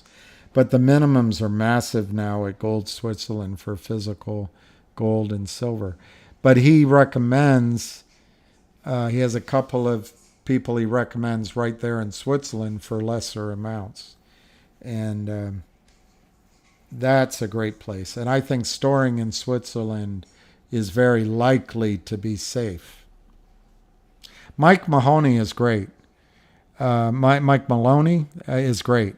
His company is called Gold Silver, and I think he's terrific. His hair used to be red, but his company I would highly recommend.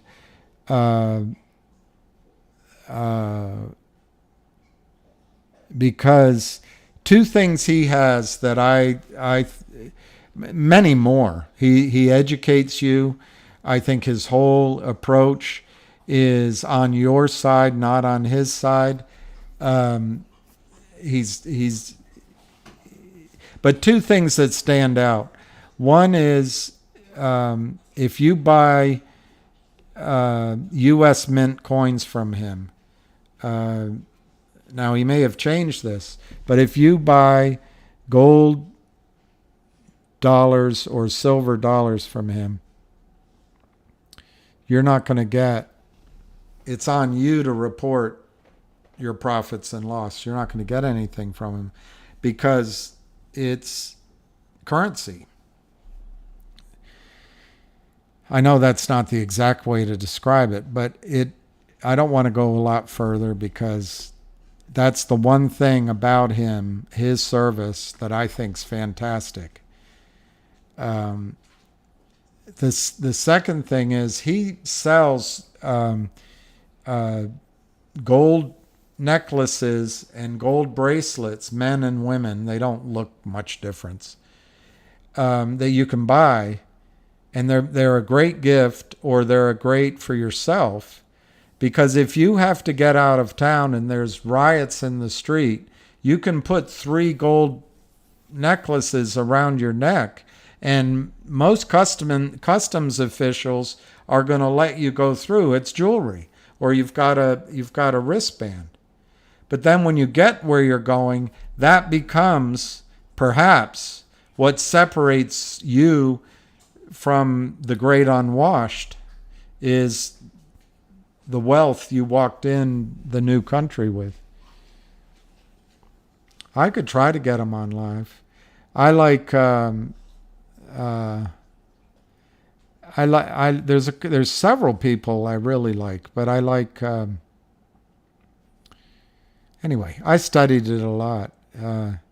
I'd like to go to Switzerland, sure, but no, you don't have to go set this up. Now, I do think the United States has become a lot more invasive in terms of data and setting up accounts. But I'm not trying to hide anything. So my issue would be more of, look, the period of time where gold will go up and silver will go up and uranium, all these hard assets, in dollar terms, when they go up in massive amounts, it'll be in a financial panic. Now they may stay up there, but it's that panic that you want to survive. Once it gets calm again, whatever the lay of the land is, once it's calm, maybe you're poor, maybe you're rich, maybe you're in between, but at least it's calm. You can deal with that. You can go work at Baskin Robbins for a while, or drive an Uber for a while. But in the panic is what gold and silver will allow you to get across the raging waters, or get through the hurricane and come out on the other side as a viable financial entity. So that's why, to me, Switzerland, I can't think of another location including the United States, which is going to be safe.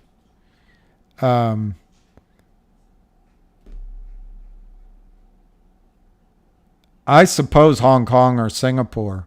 But if we get into war with China, I don't know how safe that'll be. Before this war with, the war in Ukraine, I would have guessed you could be reasonably safe in Russia. But now I don't see that. The only other place I think might be really safe is the UAE. And I'm going to look into that.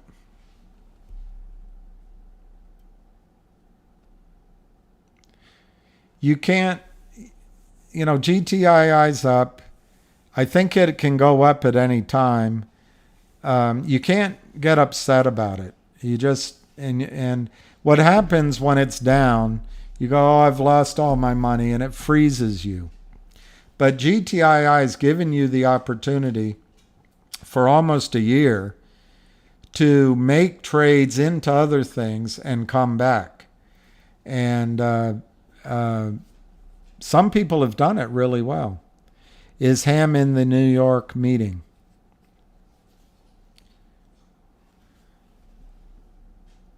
If you watch the series The Colony, Switzerland isn't safe. See, that's what I'm afraid of.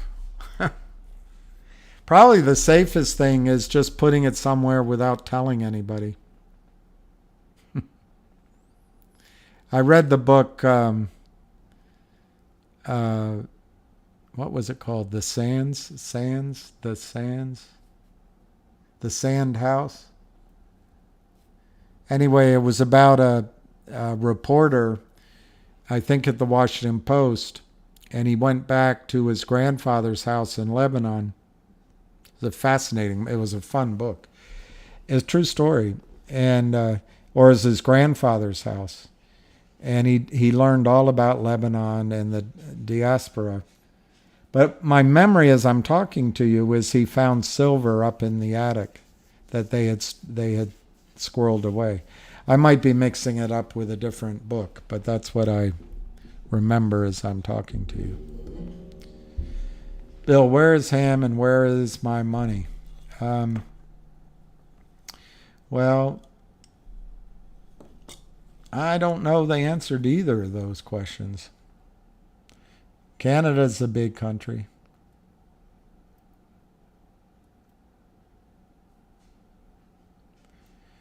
Well, there could be capital controls, Herman, and imagine if right now you can buy and sell precious metals, but imagine if you own them and then you're not able to sell them. Imagine that. And then you can't get them across any borders. That'll come. That'll come.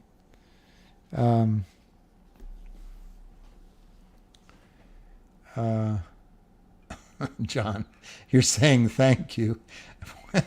I didn't really answer your question. And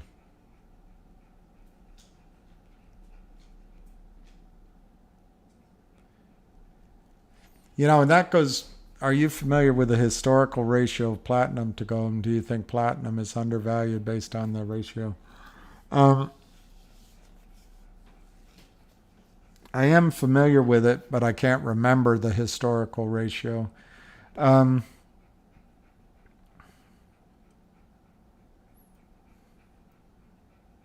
Platinum is not a monetary asset, although I think platinum will run with gold. The ratio of silver to gold got as high as 120 to 1, but in modern times it's been as low as 6 to 1 or 10 to 1. So I know that ratio could come into line. But the thing about gold, if you listen to Jim Rickards, is the next step, most likely step, is that the not the World Bank, the other one, my brain, the other bank, international. It's not International Bank, IMF. The IMF is very likely to step in with special drawing rights. And the dollar to enter into that basket is going to have to be strong. If gold were to be, right now gold is held, whether you want to say it's at the Fort Knox, or it's held at the Fed, or it's in the basement in New York, whatever. The entry at the Fed is at $42 an ounce. I think that's right. When Roosevelt raised it to that, I think that's the number, $42 an ounce. Well, what would settle up the United States financial system is to reprice gold. And I think Rickard's number is $10,000 an ounce. I think Dr. Stephen Lieb's number, he's a thinker. He's written several books, which I highly recommend. He also has a financial service. I think his number is $40,000 an ounce for gold. But you're testing my memory because I used to, in my old house, which I lost, I used to have massive shelf of oil, gold, climate change, water, just filled my wall for everything I read. And I used to be much more, my memory was much better because it was closer to when I studied the books. But your question is platinum and gold, and I can't believe you would.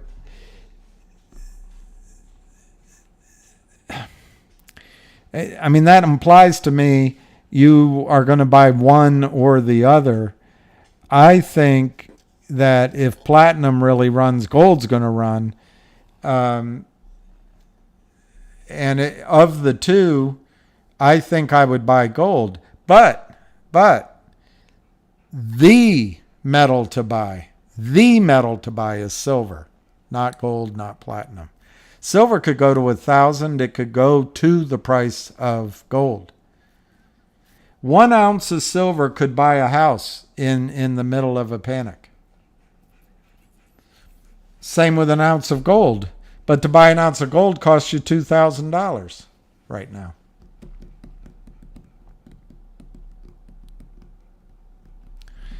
Well, they're gonna control capital, Herman, but I don't think they're gonna find that. I think in the United States, at least as long as Americans who grew up studying the civics in high school are alive, there's a lot of people coming in that maybe don't know our Constitution and etc. But as long as the majority of Americans of all races, all creeds, all sexes are here with a grounding in that this is a free country, that this is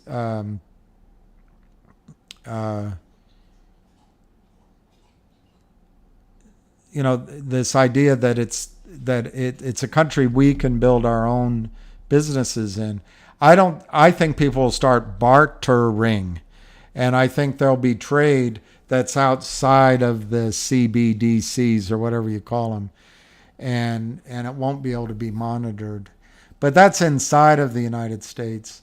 It's possible that the dollar bill, there becomes an American dollar and an international dollar. That's possible.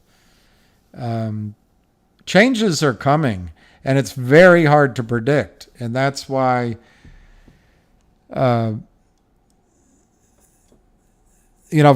talk about debt. Some people say you should pay off all your debt. Well, what if there's inflation and your debt becomes relatively cheap? Of course, if your debt is credit card debt, it'll keep pace probably. Then what about mortgage debt? Are they going to help you or help the banks? What do you think?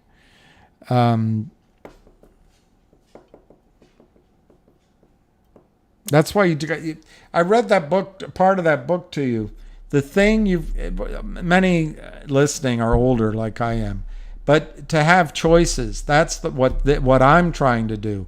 This has gone on a lot longer than I thought it would, but I thought GTII was going to run. I now think Finger is going to go first. It's not because I've changed my mind on GTII. It's just because of it's like watching a wave build at a beach. You see it pull back and you see it grow. That's what it seems to be happening with Finger. Trump's border wall will be turned around by Biden and radical Democrats later to actually do a better job at keeping people locked inside the country. I don't know, Herman.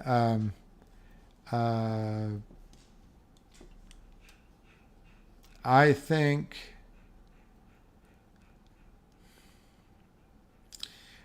the border wall will be put back up. Maybe not now, and maybe not in 10 years. But when the climate changes enough that people are starving in Mexico and other countries and in southern United States, everyone's going to move to Canada. The thinker James Lovelock, he believed that with climate change, our future may be 200 mating pairs, 200,000 mating pairs. So I guess 400,000 people living in the Arctic Circle because the rest of the planet will be so hot. Anyway, who knows? But my point is, when right now 7 million people are coming in, the only thing that bugs me, because I'm a germaphobe, is, are they bringing smallpox? Are they bringing the plague? Are they bringing leprosy? Are they bringing things into the United States that we had eradicated? But other than that, I'll just leave the political debate to somebody else, because I follow the science. So, but when it becomes whole countries moving, I think the United States might all of a sudden say, hey, wait a minute, we can't do this. And, it might get really scary what happens then. Because, anyway, that's so far in the future, I don't want to talk about it. You have to move to Canada to get decent water. Well, if you read about Casey, I don't know how old you are, but in the dying months of World War II, the Japanese created bombs that they put on balloons, air balloons, hot air balloons, and school kids would attach them, but they put up these high hot air balloons. They'd be made out of whatever gas floated. It wouldn't be hot air. It'd be whatever, helium or whatever. And they'd get those balloons up in the troposphere, and those balloons would cross the ocean in 3.5 days. And then they would come over Wisconsin, over Michigan, and somehow they timed it, or they had a remote control. These balloons would drop bombs. It wasn't effective, but it was a strategy. But what I want you to think about is those balloons went up in the air and they came over here. Well, on March 11th of 2011, 3 reactors, each 3 times the size of Chernobyl. And Chernobyl had 1 reactor, and a third of its corium melted down. 1/3 of a third the size melted down. 3 of Fukushima's reactors fully melted down, and there's some debate about the 4th. 3 of them at Fukushima Daiichi. and they each were 3 times the size of Chernobyl. To keep those corium cool and from spreading, the Japanese now spray into the cores 24/7 streams of salt water, which combines with the river of water that comes down the mountain and goes through and under the plant. So there's 400 tons of radioactive water every day coming through that river that they built this plant on to save money for idiotic reasons. But they also are spraying this salt water to keep the corium cool. It evaporates and it goes up into the troposphere. And unfortunately, it hits Canada and it hits the United States. And it comes down in rain. The Pacific Ocean has collected a lot of radiation. It's reached the shores of the United States and Canada. And you know how the rain system works. Water is evaporated, it goes up in the clouds, hits the mountains, rains, comes back to it's hydrology. I'm not sure the water's safe to drink. I think we have to filter our water. Well, they said they were going to release more water in the Pacific. I hope to hell they didn't. Korea's against it. China's against it. And the United States is quiet. Water is the most important resource in the world. And I read somewhere, and I'm going to get it all wrong, but the Earth is a water planet. You know, there's water underground, there's oceans of water underground, there's seas of water, but they're all salt water. My understanding, if I recall correctly, 2% of the Earth's water is fresh water. 2%. And we throw our chemicals into it, we throw our tanneries into it, we use it to process nuclear power, and then it's really scary.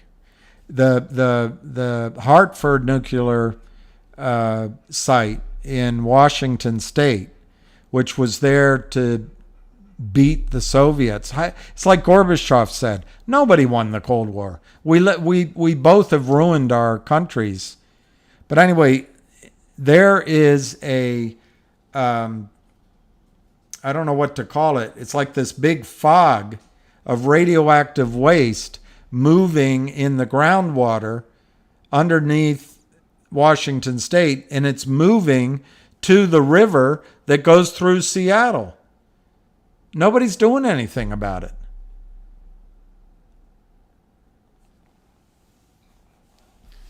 Including Trump, by the way.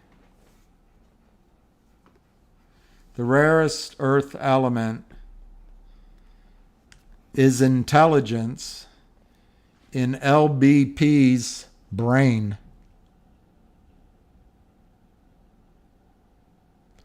Well, India and China, India has a massive population, as you know, on a small area.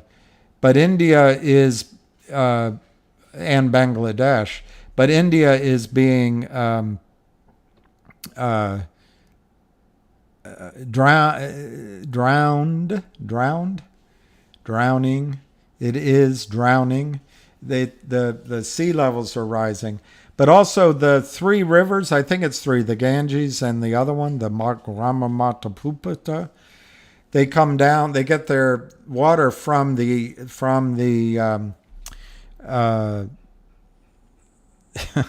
you know, where K Mountain and the tallest, the used to be tallest mountain in the world.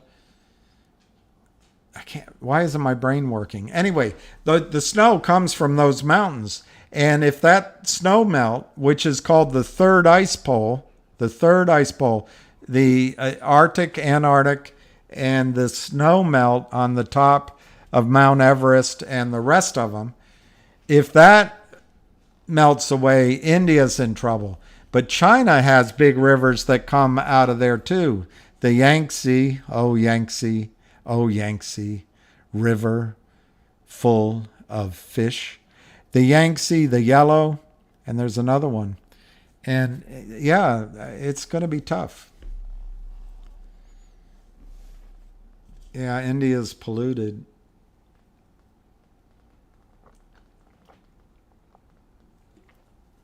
So one of the things I had wanted to do is make money in the oil and gas area, gold area, and then look for water, because I think water is going to be, as you say, it's going to be real. The Himalayas, that's it, the Himalayas. I wanted to say the Alps, and my brain was going, Alps? It's not the Alps. But my brain is, as you know, kiddies, my brain is very slow. It's huge uptick in head injuries for Americans and Canadians. Robert. All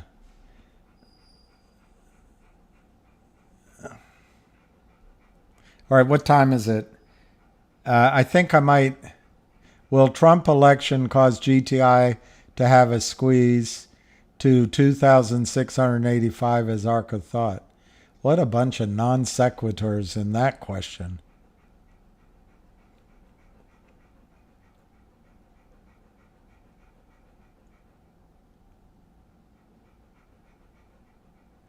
He argues against climate change. Well, Apollyon 81, there's an argument that the planet is alive, or at least it acts as if it's alive. And the concept being, for example, that in the winter, the lungs of the northern hemisphere kind of breathe in, and in the summer they breathe out because the oxygen is created by trees, and vice versa. But it gets really scary when you start contemplating that if that's true. The point being that the Earth makes adjustments and fights back against any imbalances. Well, if you take that to its conclusion, climate change may not come, but the Earth may have to get rid of us first. But it's nonsensical to ignore the risk of climate change. It took eons to put the carbon in the ground. And in the space of 150, 200 years, it's an experiment. You may argue that it's going to have no effect, but it is an experiment that we're putting carbon back into the atmosphere that took eons to bury. And we're putting methane and others up there. These are heat-trapping gases. And the last time the planet experienced it, dragonflies were as big as Boeing jets or whatever. Sure, the planet can survive, but that's really not the question. Climate change, adjustments can be made. The question is, will it be a planet that we can survive on? But anyway, we can have political arguments back and forth. One scientist says this, 95 say that. But it's quite likely it's already too late. Dr. Hansen, I'm going to struggle with my memory here. He thought that we had to keep the parts per million of carbon below 400 parts per million. We are now at 435 and growing. And one of the heat sinks, has been the ocean. So a lot of those doctors say, hey, it's not having an effect. Well, there's a theory out there that these massive oceans have absorbed a lot of the carbon, which has slowed down the heat trapping effect, but that the oceans are saturated now. Coral reefs are dying. Who knows? I'm just telling you what I read. The 425 parts per million, I think we're at 435, even 450. Dr. Hansen now has changed his mind, and he actually thinks, and this is where I can't remember, what pops into my head is 180 or 200, 225. But he thinks, there was a guy in Hawaii, I forget his name, that started measuring this in the 50s. And we used to be down around 150, 160 million parts per million. And from the British coal, German coal, wood-burning coal, our coal, to oil and gas, it's now 435. Anyway, he thinks it's already too late. We've already gone past the point of being able to recover it, and it becomes a self-fulfilling prophecy. Why are all these forests burning now? Is it sabotage? Is it a land grab? Or is it the planet can't keep it from happening? Soils can get so hot that they're no longer able to absorb and process carbon. No, it can get out of control. My guess is the planet will fight back, and it'll be hard for us to remain. One of the biggest issues, of course, is population. There just might be too many of us. By the way, Dr. Hansen's solutions to climate change are to stop cutting down all the forests and jungles, reforest. 1. 2, all the small things like solar panels, wind, stop using drying machines. All of those small steps is one more way to reduce our consumption and to reduce climate change. 3 is to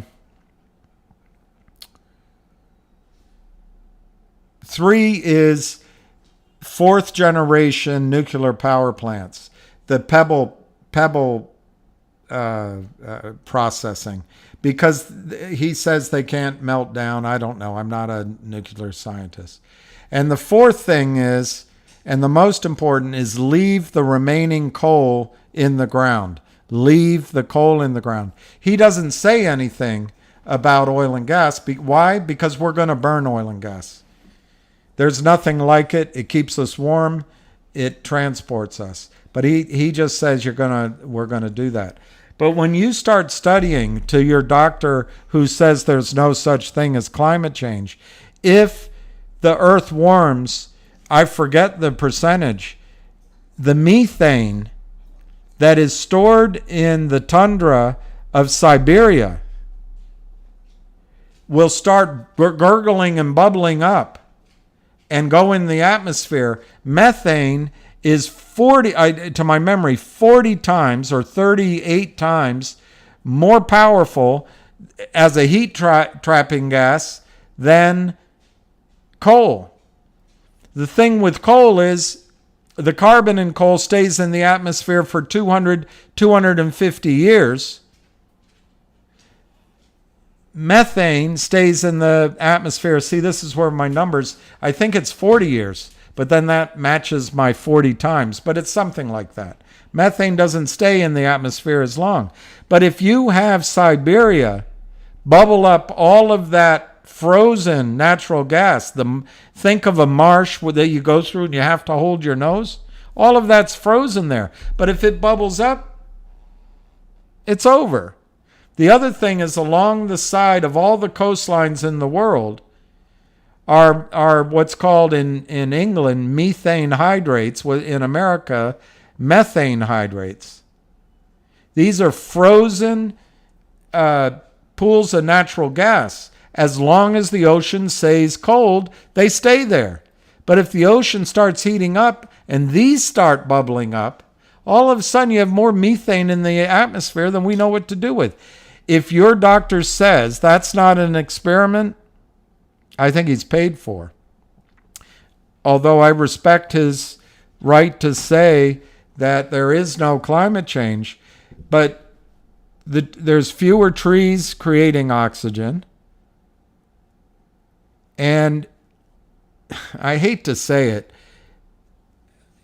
over 50% of the oxygen in the world is created by the oceans. It's created by plankton and the small microscopic animals.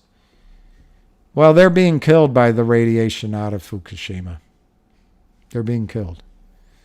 So I appreciate your doctor's point of view that says there's no climate change, but I think it's fantasy land. It's like saying women are as strong as men physically as a group. It's just fantasy land. What about the aggregate methane released from the cattle industry? Well, way back when the planet was full of animals and we killed a lot of them, I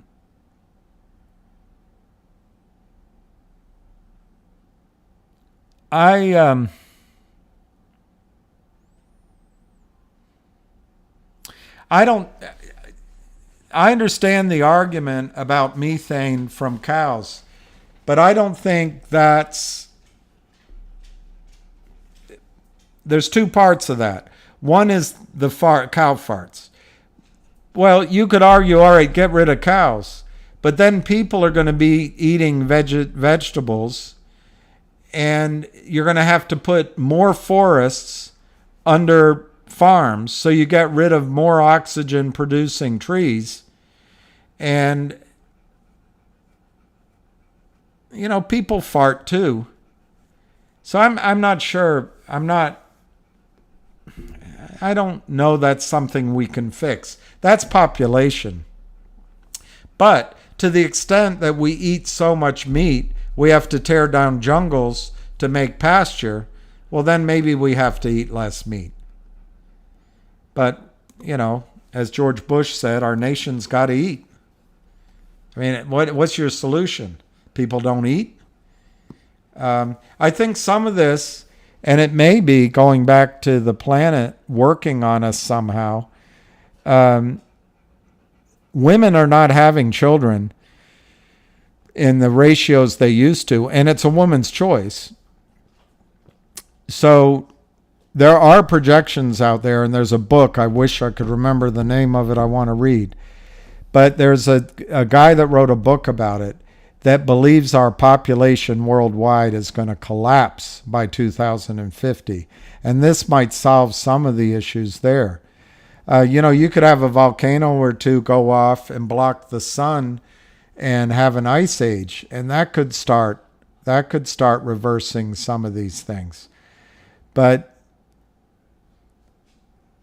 Dr. James Lovelock doesn't think that we can fix any of it. What he thinks is we have to move into the cities and air condition the cities. And I think that seems to be where we're heading. Look at the line that Saudi Arabia is building, this city that extends in a straight line. I think people are going to start living in cities and in enclosures. A lot in history, human beings used to live underground. And if you ever wondered why, I do sometimes. I wonder one thing. What if the climate was not calm? What if wind was not as friendly then as it is now? Maybe they had to stay underground. And anyway, it's just too complicated. Well, the whole solar system apparently is moving in the atmosphere, in the universe, against a deep part of space that could be affecting how the sun is coming to us. The sun doesn't have as many sunspots now, so there's a lot of argument that maybe the Earth is going to cool. But that's a different variable. There's so many variables. It doesn't mean that putting carbon in the atmosphere doesn't heat up the planet. It just means another variable maybe will work in our advantage. But then there's scary stuff you read about our magnetosphere and the poles. Anyway. Anyway, all right, I'm going to go walk my dog because I think I've gone off into la la land. Well, that's right, Herman. Look, I'm not I